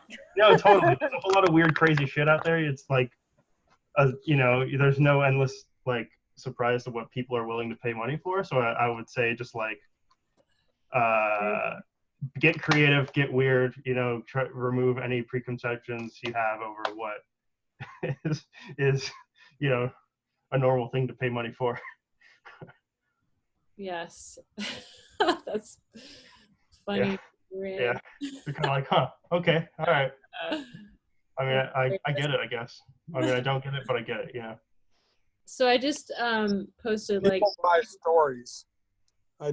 People buy stories. I said it earlier, and I stand by it. people buy stories, whether it's bathwater or whatever. It's just, they buy stories. Yeah, they do. For sure. 1000%. I posted a few Patreons that I'm familiar with, but yeah, if you guys have other ones that you're a fan of, post it in the chat. Okay, so I think we've kind of talked about some of the live streaming stuff, like video game. What about, I mean, I guess this kind of goes back to products a bit, but like merch. Anyone selling any merch? Want to talk about selling merch online? No, no one's got merch. Go check out Aaron and Ginny's Patreons. Sorry, this is Lila. I have merch. I sell more merch at the live shows on tour and stuff than online. But hopefully someone has info on online sales. Yeah. I'm building a store and I'm an SEO, but I've never toured and I'm an artist that hasn't had a chance to do what I do. So I can't do it with the music thing yet, but I'm going to have some stories, hopefully, to add to the group. I sell cassette tapes online, so that works. I guess I could talk about creating online courses. Is anyone interested in that stuff? Absolutely. Yes. Okay, cool. So there's a bunch of you guys that Totally. Oh, can everyone mute themselves if you're not talking, please? Thanks. So obviously, as I mentioned before, having different revenue streams of income, I got the idea to start my transmute program probably about a year and a half ago. I was like, okay, what's one thing that I can do online? And I had a retreat that I created called the Transmute Retreat, and which Da Vinci was at. Shout out Da Vinci, and it was near Orlando. And a lot of people were like, how can we work with you? Can you do something online? So I started to create the curriculum. It definitely was a lot of time and resources to create the curriculum, just because like I started thinking of literally like every little thing that I could add to this course. But you know, the concept is live show design for artists that want to learn how to use technology to take their live performances and build it and be their own one-person show, or work with their band and be able to be in control of all the tech. And it's really morphed into so much more than that. It's morphed into a community, and we've got several transmutants on here, and people like Da Vinci come and speak, and it's been an awesome kind of endeavor. I will say I did spend a lot of resources building it because I didn't know exactly how to do it. And I think now there's like Amy Porterfield has some resources. Like there's just like different people out there. If you could just follow their course step by step. If you guys could mute yourselves if you're not talking, please. Thank you. So I know Amy Porterfield has one resource. I mean, there's tons of people out there, but I know a lot of people that have just like followed her resource to a T. Like, and then, you know, Marie Forleo has like got her B School program, which doesn't teach you how to make a course, but like when she launches it, she has different affiliates and people like Amy Porterfield, who has got this amazing podcast on all things, you know, online, promoting online courses. And so they've got their like affiliate programs where they sort of promote each other when their courses are coming out. And, you know, you can have either a launch style course or you can have an evergreen course. So I've done a launch style course with Transmute, meaning I launch it twice a year. I do it in the spring and I do it in the fall. And every time we do it, there's quite a bit of marketing involved in just getting the word out about it. So for instance, like we're running the next one in April, and we've been doing, you know, quite a bit of marketing around it. And I've been toying with the idea of making it evergreen, meaning just it's always on and it's always up, because when you do the launch method, it just takes a lot of like time and resources to make sure that people are in the know about it. So there's pluses and minuses of the way that I've set it up. Like it is a very intimate setting. So like having more than, 15 to 20 people is kind of not really possible, but it's great because it's a small tight group and everyone's connected, and we've got video chats once a week. So what I did was I created all of the content, I did all of the videos, and pre-recorded the videos and week by week, and it's just like a step-by-step process, like envision your show and then design your rig and controllerism and all that kind of stuff. Those of you transmutants on here know what I'm talking about. Shout out Shiva, Transmute V1 on here as well. So pre-recorded the modules, and then week by week we've got a Zoom chat just like this with everyone, and we talk through different things and have guest speakers like Da Vinci come on, and people from just various walks of life and various types of performers come on and share their knowledge. And then we've got like live performances. So halfway through, someone the whole group will pre-record a performance and then do a live stream at the end. So anyway, so that's kind of the format for Transmute, but it like evolved over time. It was like just something like an idea that I had, and I was like, okay, can I even do this online? Let's see if it's possible. And I just kind of like kept building. But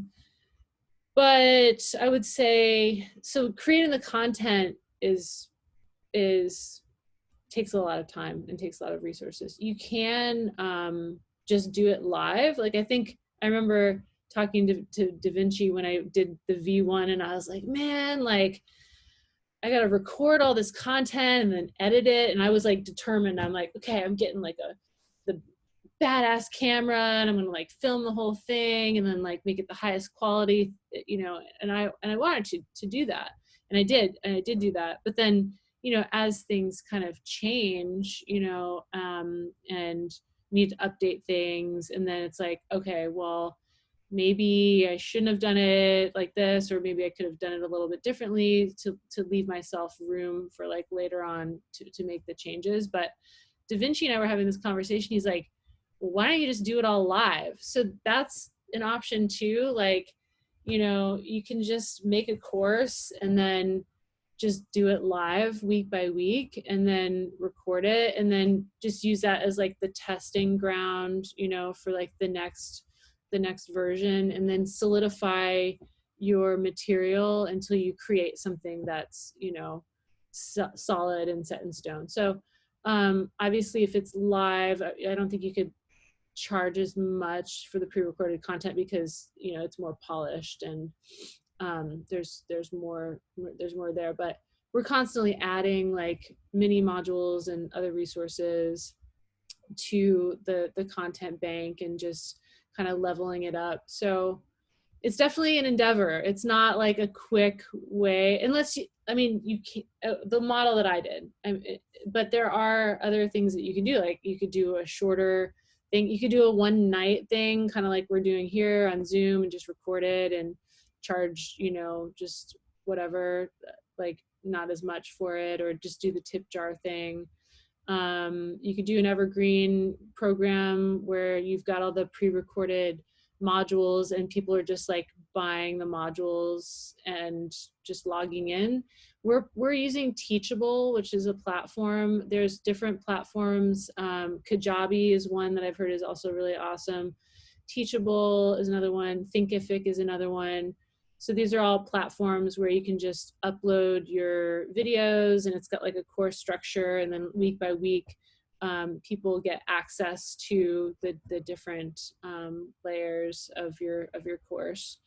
So if you have an evergreen course, you could just upload all of your content into one of these platforms, and just utilize it that way, and not have a live component to it. Because I think you could charge less and not have a live component, and like have less time that you're meant to be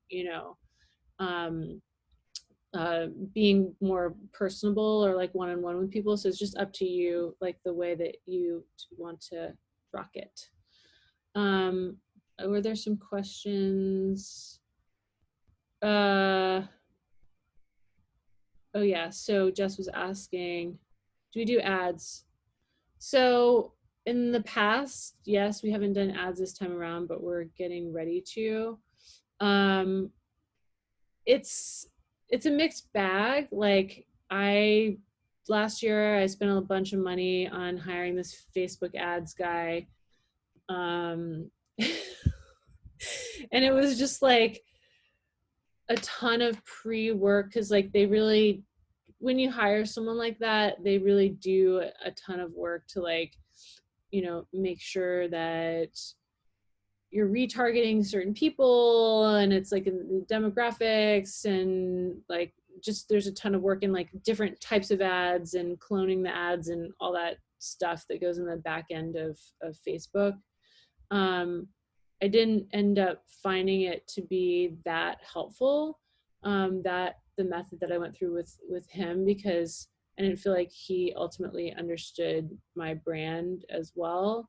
So I kind of threw away some resources there. It was a learning experience, which is fine. I did set up at that time the ads where they can people can opt in to get a free download, and then, which is like a lead magnet, it's called, and they get to watch the video of me doing something, and then from there they get an email sequence, which is like, hey, some story, and then the next one, you know, you guys all get these kind of email sequences, but I think those are kind of a bit tired now.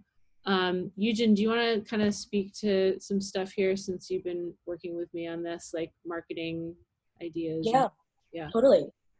So I think there's really so many different ways that you could go about it, but going back to like my note about just knowing what you have is where you start off. So just jumping into what we've done historically, it's Facebook. So Facebook is probably the best sort of resource if it's something that you're just starting out and you don't have like your own email list, or you don't necessarily have like a critical mass of people to find. Facebook could find them for you, but that is also very expensive. I think if you have something very specific that you know you have a very specific audience that would want it, Facebook is very powerful for that. And especially creating content around a specific platform like Instagram for it is probably the way that I would recommend if it's something new entirely. For Transmute specifically, Laura has built a very engaged audience, as well as we've been growing this list for years now. So it's kind of at this point, really understanding, outside of the people who know Laura and who know the value of what she teaches, we need to get to people on the outer rings.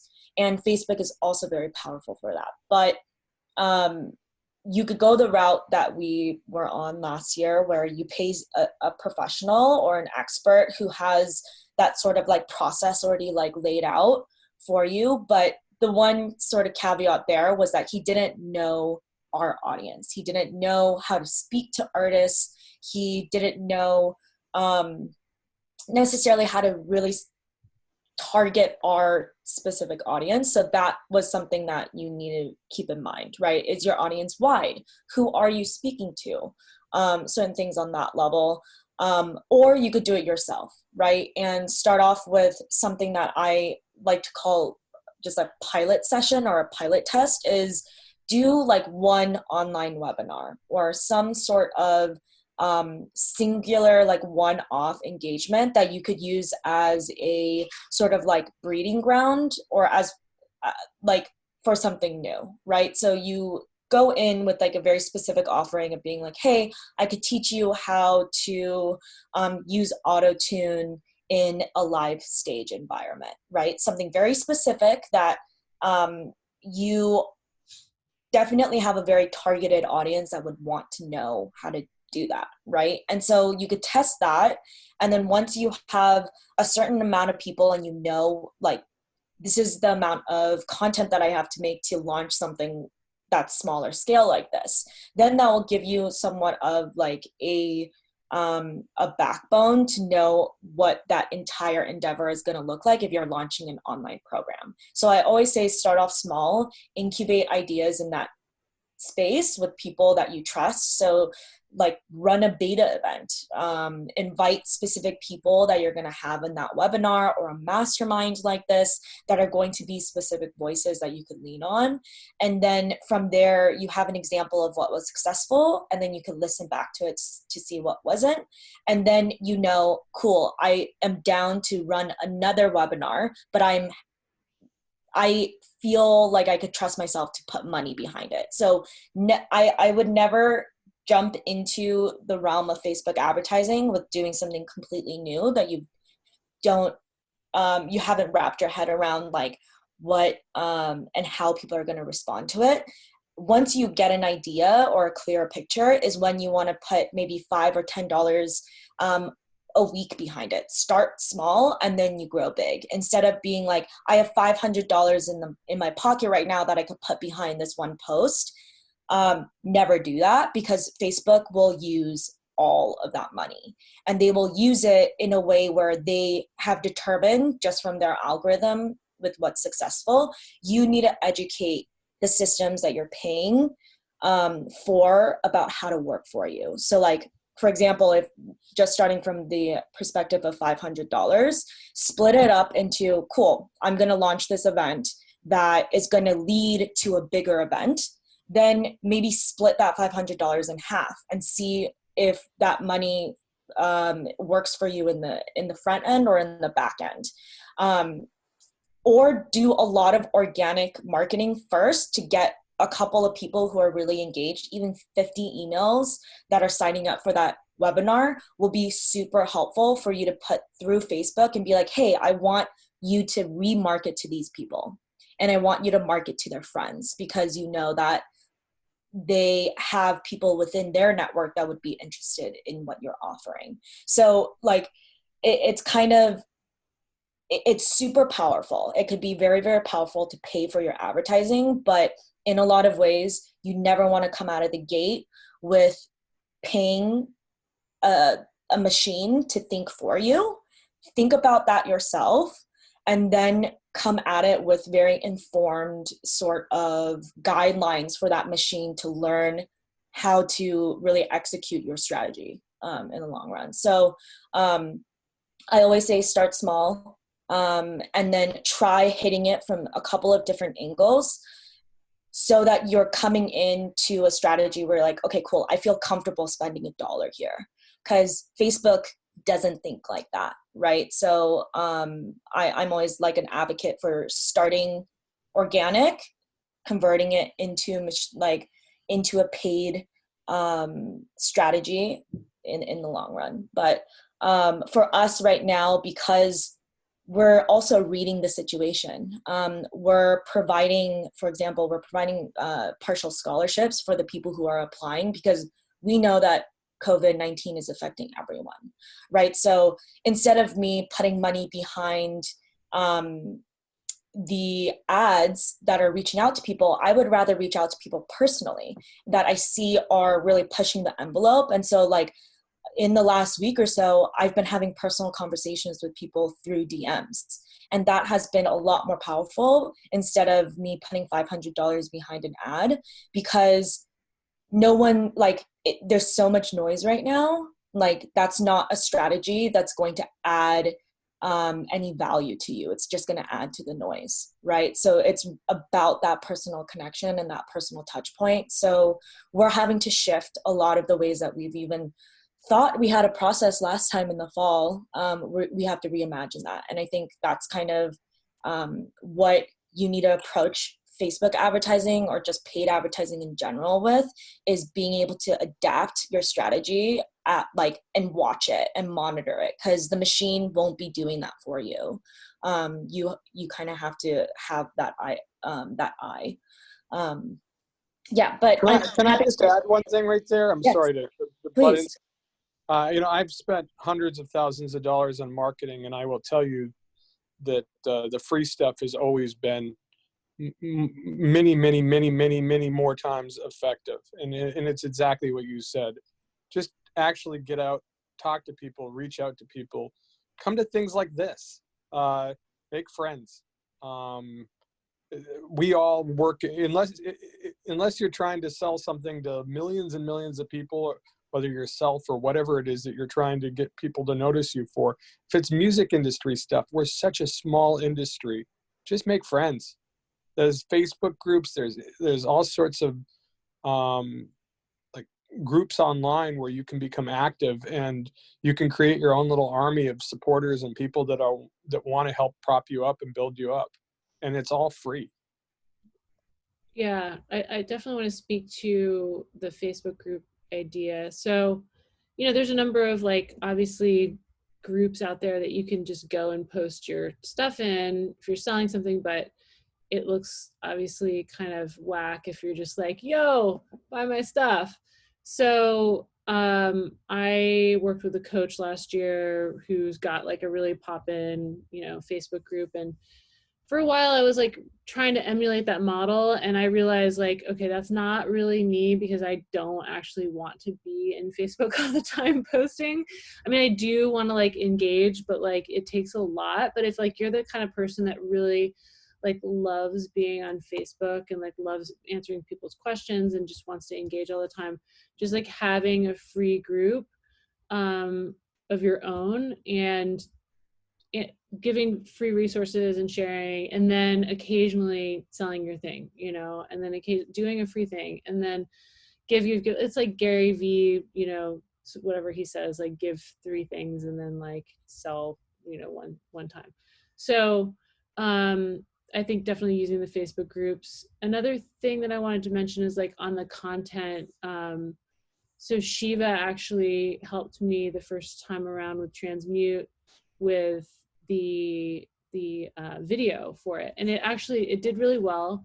It was me on camera, just talking about what Transmute is and what people are going to get out of it.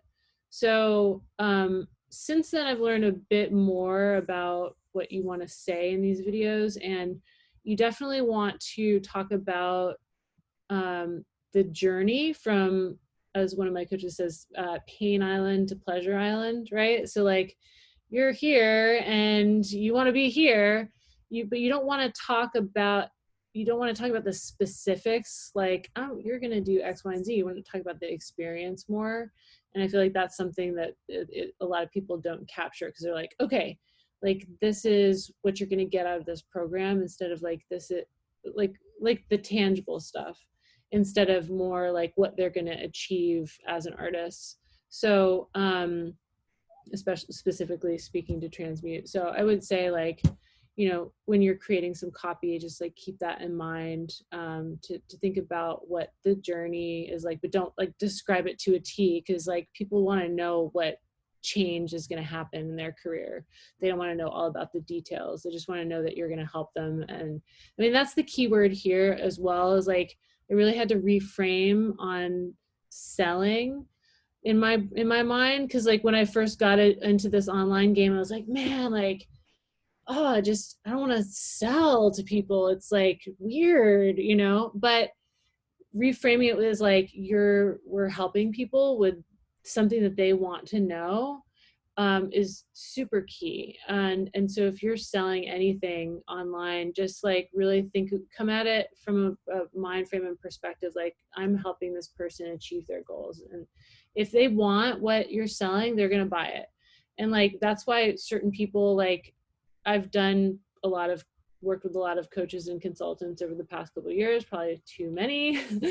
And some of them, you get on the free call, right? The way it goes is you sign up for a free call. It's 15 or 30 minutes with them. And then they ask you, okay, what are your pain points? What do you want to achieve? And then they read it back to you. And then they're okay, so I hear that you want to do X, Y, and Z.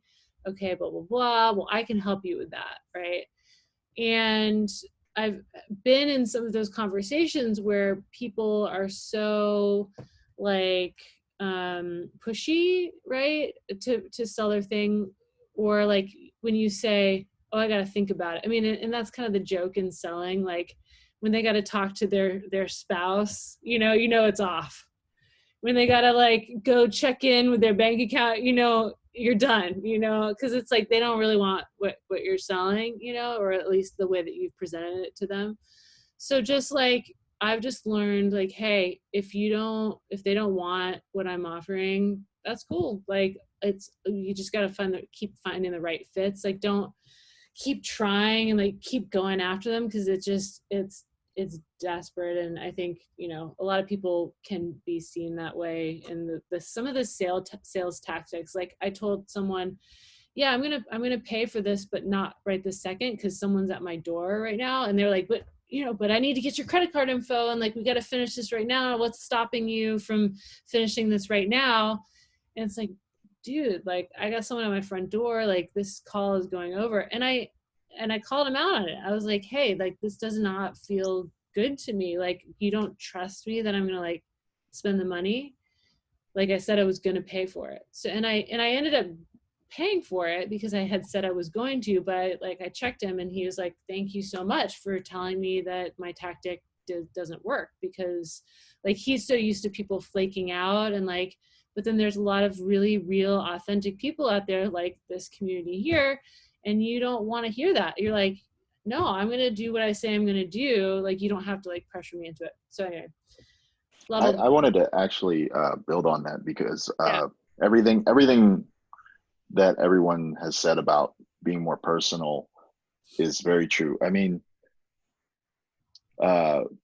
it was also mentioned about passion. It just helps you be more genuine. And I think people's BS meters are very sensitive these days, and everyone's having to work from like a lot more genuine place as a tactic, which is a great place to be in. We're in a place where, as a tactic, being genuine is in everyone's best interest. I started my career selling CDs hand to hand downtown Orlando, of all places, for years. Like I quit my job, and that's how I made my living, was selling Soliloquist to Sound CDs person to person, by going out every night to downtown Orlando and trying to sell CDs. I hated that. I did not like going out there and trying to be, I didn't like being the dude that was like, hey, buy this thing, And I think a lot of us have an aversion to that. And there's a reason we have an aversion to that. Not because we should do it and we have to get better at it, because we're looking at it wrong. When I started to really make a living doing that is when I switched from stop trying to force myself to sell this product. And I called it a game of selling smiles. So I would go out downtown every night and I would try to sell smiles. I'd see the same bouncers, I'd see the same people working every night, and those would be my anchor points of energy. I'd go throughout the downtown area, and I would try to get DAP from everyone, and I would just build up my energy selling smiles. And if I could make people smile, just walking by, smiling at them, that's how I used my energy. And after a point, people would literally just walk up to me and be like, look, I already got your album, but here's $60 because I just love seeing you out here, or, people would come up to me basically. And that was something that was sustainable for me, selling smiles, not selling my CD. Even now, the same type of personal approach works so much better. I have a subscriber perk on Melodics for my Studio Sensei sessions for a free session. And since getting that, I've gotten so many people coming in for these discovery sessions, but more so than ever, there's tons of no-shows. The rate of people following through to actually get the paid sessions is super, super low.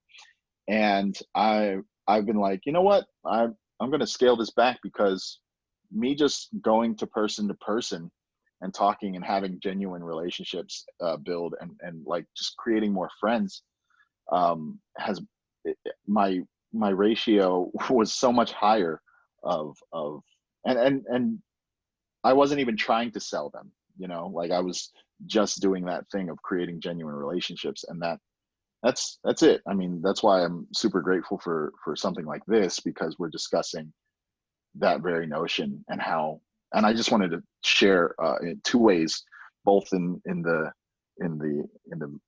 super hands-on DIY era of selling music, to now where I'm doing stuff in more today's tech is still relevant, you know. Just wanted to share that. Thank you. That's awesome. That actually like got me thinking. Raina posted some stuff about Master Track, which is EC's playback in live in-person program. And that's just like an amazing place, I think, if you engage there and share stuff. Raina, I don't know if you want to like speak to that, because I know you're on Reddit a bunch. If you're still around. Maybe not. Anyway, she posted a couple of like just like her rigs from tour, and people just started asking like, hey, who do you tour with? What's going on? Like, how can we learn things? And oh, shout out Oscar is coming to Master Track. Yes. So anyway, just like Reddit is a great place for sharing knowledge, and then also just getting a bunch of people that are like super nerdy and into certain topics to like engage with your content.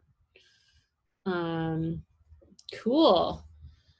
Does anyone else want to talk about anything else? I'm just kind of going down the list. I mean, other stuff about online courses, like I have created videos for other platforms, and I put some of them on here, like Linda and Mac Pro Video, and you know, there's a bunch of different companies like that. Da Vinci, have you done tutorials?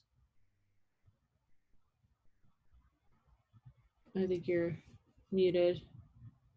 Sorry, I'm on my iPad and I forget where the mute button is. Let's also say goodbye to Al. Hold on real quick. Bye, Al. Thank you for bye.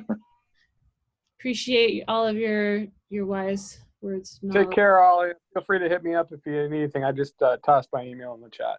Awesome. Take care. Awesome. All right, bye. All the best. Yeah. Bye. Have I done any tutorials? Like for company, have you done any? Just more on the product side of things. Like a company gives me a product, and that's kind of like part of the exchange. Mm-hmm. Like not so much like Mac Pro Video or anything like that. No, I haven't. Okay. Not that I can think of. I might have actually, but I don't remember. I have in the past, and I did, I think, Mac Pro Video and a couple others. Anyway, I continue to get some royalties from it still. I mean, it's not a ton, but it's like just years later, like probably 7 years later, I'll just receive some money every once in a while. So definitely like hitting those people up. I don't think I have any contacts there anymore, but hitting up places like that to share some of your tutorial stuff, I think is dope. I guess like another thing is masterminds, kind of like this. I've been toying with the idea of doing more kind of like masterminds, obviously for a while, just gonna do some like free sessions like this. But you know, a lot of people have hit me up about doing more like music business or music business masterminds based on like all the stuff that I've created. So I've been kind of toying around with that as well. But I really like the mastermind format like this, because we're all just like coming in and sharing resources, and you know, everyone's got something to bring to the table, which is cool. Another thing, I just actually went to Universal Audio last week before all the craziness, and did a presentation there for the company, and that was super dope. They did they did it on Zoom and it was live. So a lot of the company is not based in Santa Cruz. So there was people in the room and then people on Zoom. And so that was really cool. And they paid for me to come up there, which was awesome. And so I think if you've got knowledge to share with like specific companies that you use their products, maybe now is a good time to like, you know, offer your services. If you've got a presentation, like I've got my Art of Designing a Live Show presentation thing where I perform and then I speak and talk about my history and some of the things that I've worked on and just kind of inspirational stuff as well. And so I've crafted this kind of like hour-long presentation that I've been doing at like South by and different places. So maybe coming up with a presentation for like an hour long that's like, you know, engaging, that speaks to things that people want to know, and then selling this or pitching this to different companies on Zoom for now, you know, and then later on we can do it in person again. But something that I'm definitely considering. And like, you know, Eugen and I were talking about this last weekend. Not every company obviously is going to spend money on this. It just really depends on the company culture. But rad companies that want to bring just thought leaders and people into their space to drop new knowledge, I think just finding some of those companies out there. Let's see what else from the list. I guess we didn't really talk about just like one-on-one training, you know, teaching. DaVinci, I mean, you kind of spoke to that. So DaVinci, you do like the discovery call, which I was talking about earlier, which is like the 30-minute call. So how do you have it set up? You have like, you know, you've got your different Instagrams, right? You've got, you know, one just for Studio Sensei and then one, your personal one, right? How does your like funnel work for Studio Sensei? I put most of my effort into the DaVinci one because that's the one that has brand historically. Yeah. That's the one that's and as I grow Studio Sensei, I'm going to be putting additional focus elsewhere. But I actually didn't know the term discovery call until you told it to me. But I was just offering a free session to people, and I still do that. I'm going to be scaling that back soon because I'm just going into a different tier of what I'm doing with Studio Sensei. But that's with Studio Sensei, my flagship thing that I offer is Studio Sensei sessions, and some of the people in here are familiar with those. It's just a very intimate,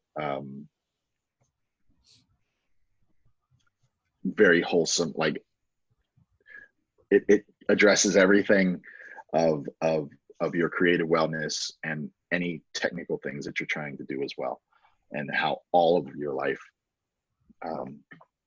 works together to address those things.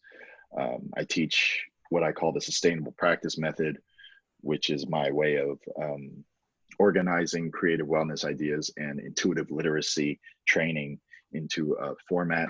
And that's basically what these sensei sessions are sustainable practice training. What I've been doing and where I've seen the most success, like I said, is word of mouth and talking to people personally.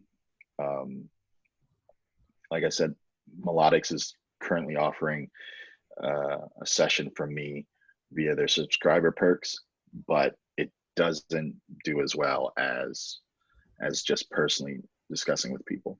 My thing about it, one of the reasons why I talk about it as a free sessions, because that's exactly what it is. I know business-wise, it might not be quote unquote the smartest thing to just be giving away an hour to a bunch of different people, but my personal endeavor here is to raise awareness on certain ideas and normalize certain concepts that I feel would be in everyone's benefit.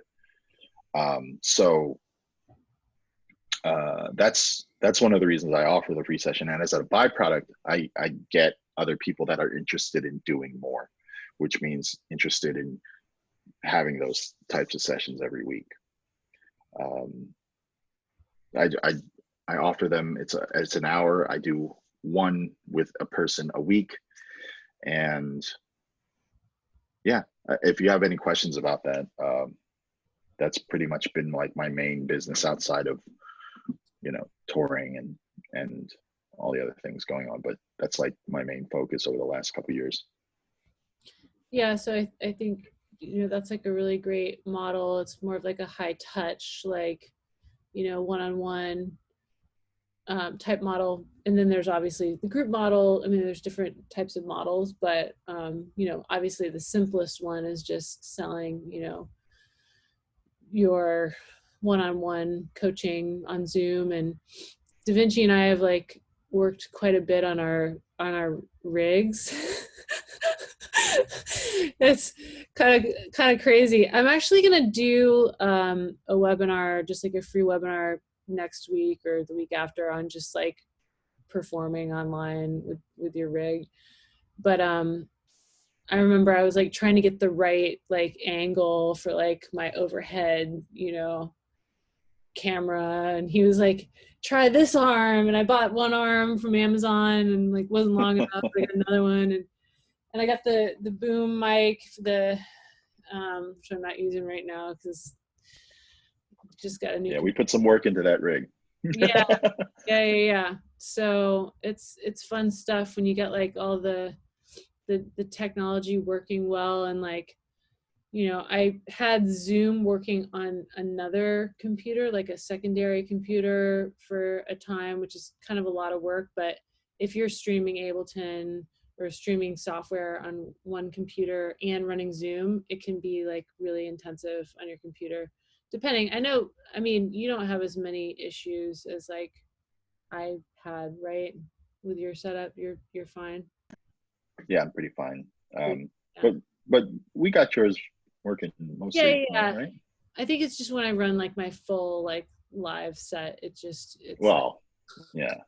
I don't really do that because that would just be silly. My full live set is using every last resource of my computer. But yeah, when it comes, I've done a lot of stuff where I'm kind of doing just opening my process up to people. I got a couple cameras running, and I'm running just creating a session from scratch that I often don't have any issue with. Maybe latency is probably like the main thing to battle, but other than that, works well. I use OBS. Yeah, OBS is rad. So that's why like having the different camera angles is super cool. So you can switch between them in OBS. I really wish that Instagram had like a better way to stream like audio wise. I know that Kevin uses the iRig Pro Duo, so you can actually get better sounding quality when you stream on Instagram. But yeah, that's kind of my only thing with Instagram streaming, is that the audio is not so good. But with OBS, you can stream on Facebook, and there's actually some other kind of app where you can have two people on Facebook chatting, and it looks like super professional, and you can maybe, I don't think it's OBS though, it's like some other thing. But anyway, okay. Well, we've been talking for a long time. I'm getting hungry. Oh yeah, Oscar says the Pro Duo mixed from the interface. Rock on. Rock on.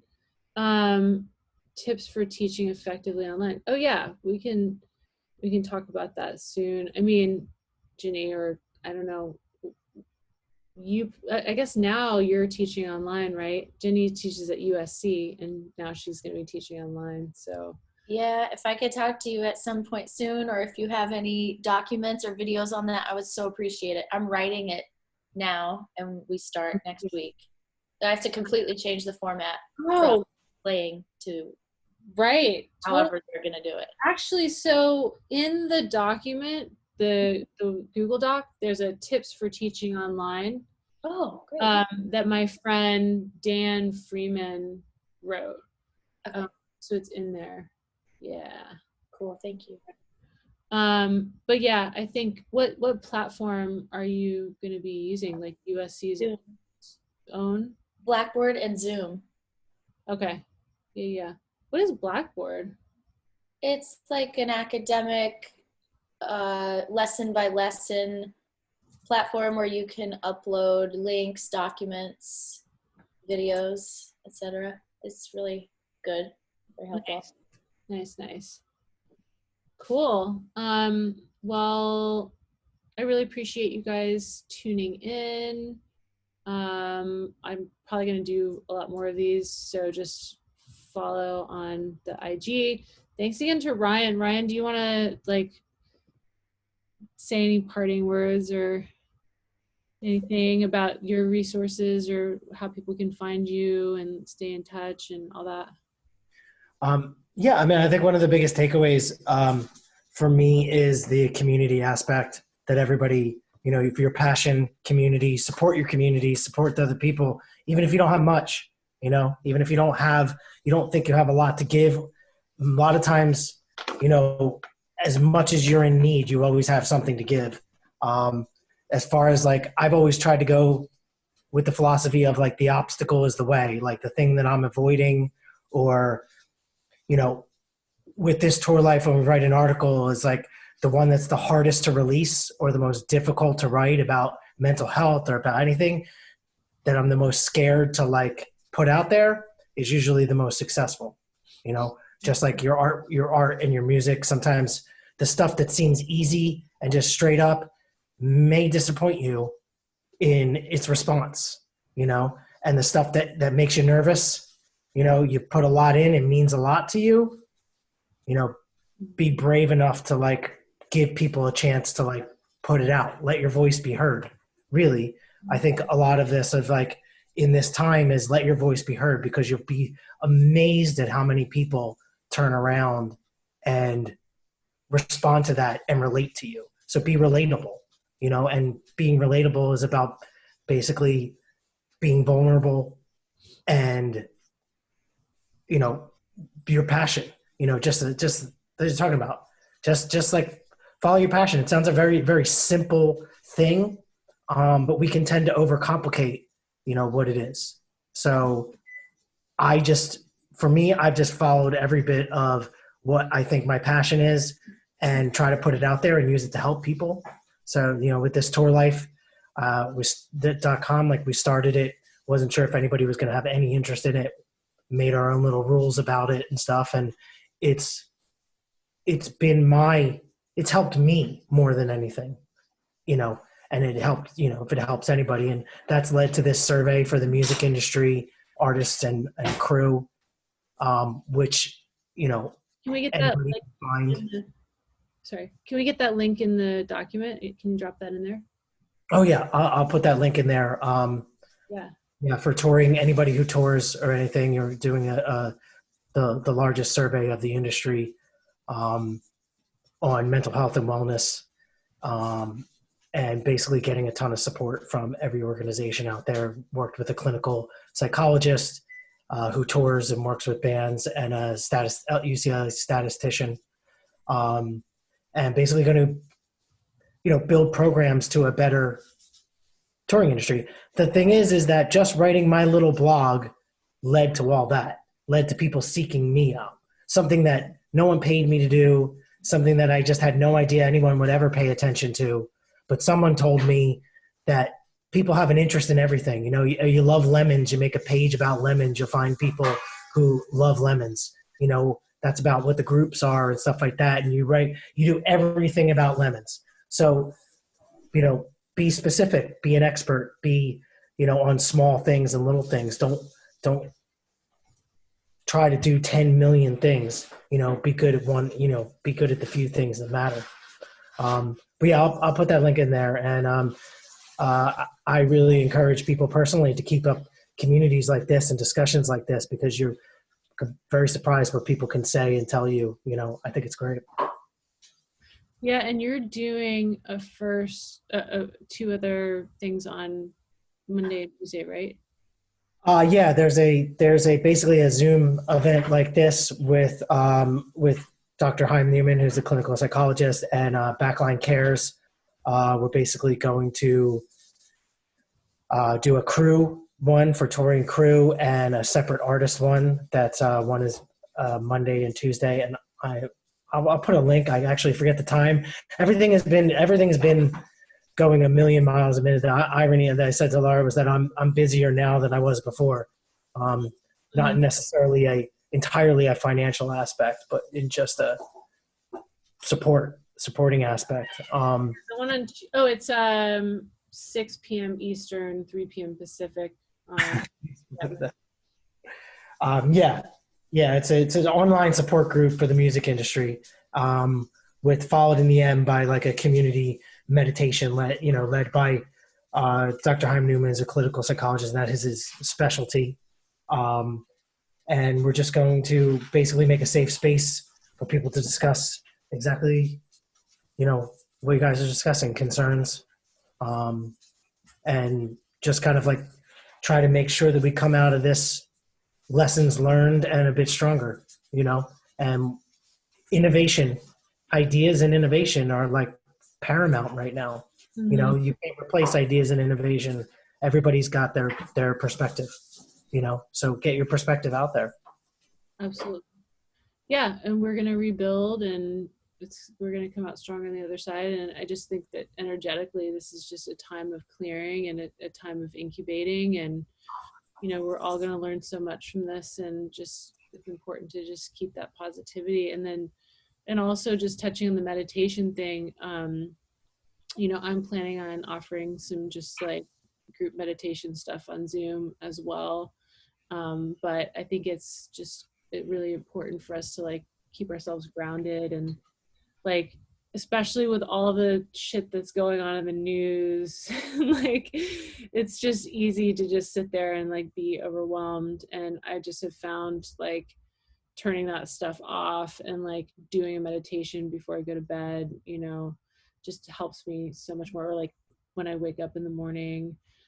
So I've got some meditations like on YouTube that I'll drop in the document if you guys want to check those out, that have been helping me. I think to that effect, if you're listening to a lot of external stuff, if you're taking a lot of stuff externally in, balance it out and listen to just as much internal news, right? Yeah. Definitely listen to at least as much internal news as you do external news. More internal is better, obviously, but at least balance it out. And something to also that effect, I'm also going to be offering some things in this time, because it's a crucial time. But also, I wanted to say something I always say: every single moment, especially the hard ones, are gifts. This is a gift in some sort of way. This particular gift just has a lot of wrapping paper on it. We just might spend a little bit more time unwrapping this one, but it's definitely a gift too. There's something there for us to find from it. And that's not positivity from like a naive standpoint. That's strategic positivity, because it works to our benefit. Absolutely. Yeah, it's just important to manage our mind and our thoughts in these times. And, I've caught myself going down like the rabbit hole, and, it's very easy to like think about like the worst case scenario. And then it's just like, okay, no, like, where am I at right now? What is actually happening right now? I'm healthy. I'm well. I'm here. Taking stock, like you're saying, taking stock of what you have, taking stock of, come from that place. Don't obsess over what you don't have. Take stock of what you have so that you feel good about yourself moving, and you're not feeling desperate about it, because you do, you have a lot. Like, we rarely get time for, self-improvement as well. And like, this might be a time to embrace that, that aspect in every way, whether it's your health, creativity, and any aspect of that. Amen. And I think that we need to embrace, don't focus so hard on the negative, but focus more on what are the solutions. And once again, don't let your baseline drop. Realize what you have, take stock of what you have, be grateful for what you have, and it's easier to move forward instead of, dwelling in what is not happening. Obviously there's going to be lean times or things, and everyone's going to go through stuff, but just remember that I don't think anybody's not going to go through a little bit of something at this point, so it's actually kind of uniting in a way. It's a commonality between us all that we need to continue to share like this, and like I said, Laura said here, like with this tour life, I've been preparing for this bizarrely for 6 years. Right. But not to this unprecedented extent, but this has been my focus in the industry for years. And, it's a time for people to stand up and sort of share and support. And I think it's a kind of a beautiful thing for people to not have to be able to give in any capacity, right? Because you will get in return, and you will get support in return. So kind of instead of focusing on yourself, focus on others, and it will be his own reward, Absolutely. So. Thank you. Thank you so much, everyone, for coming. Thank you for everyone who shared. And we're going to keep this document going. And so just continuing to add resources. So just check back, and also make sure you check out the document that has everyone's handles and like follow everyone. And yeah, just keep checking my space, because I'll be doing more stuff like this. So really appreciate you guys being here. Much love, health, wellness, all the good things. Take care of yourselves, and see you online. Thanks, Laura. This has been so good. Thank you. Take care, everybody. Yeah. All right. Awesome. Take care, Lots everyone. of love, everyone. Yeah. Success and wellness. Bye. Bye. Bye.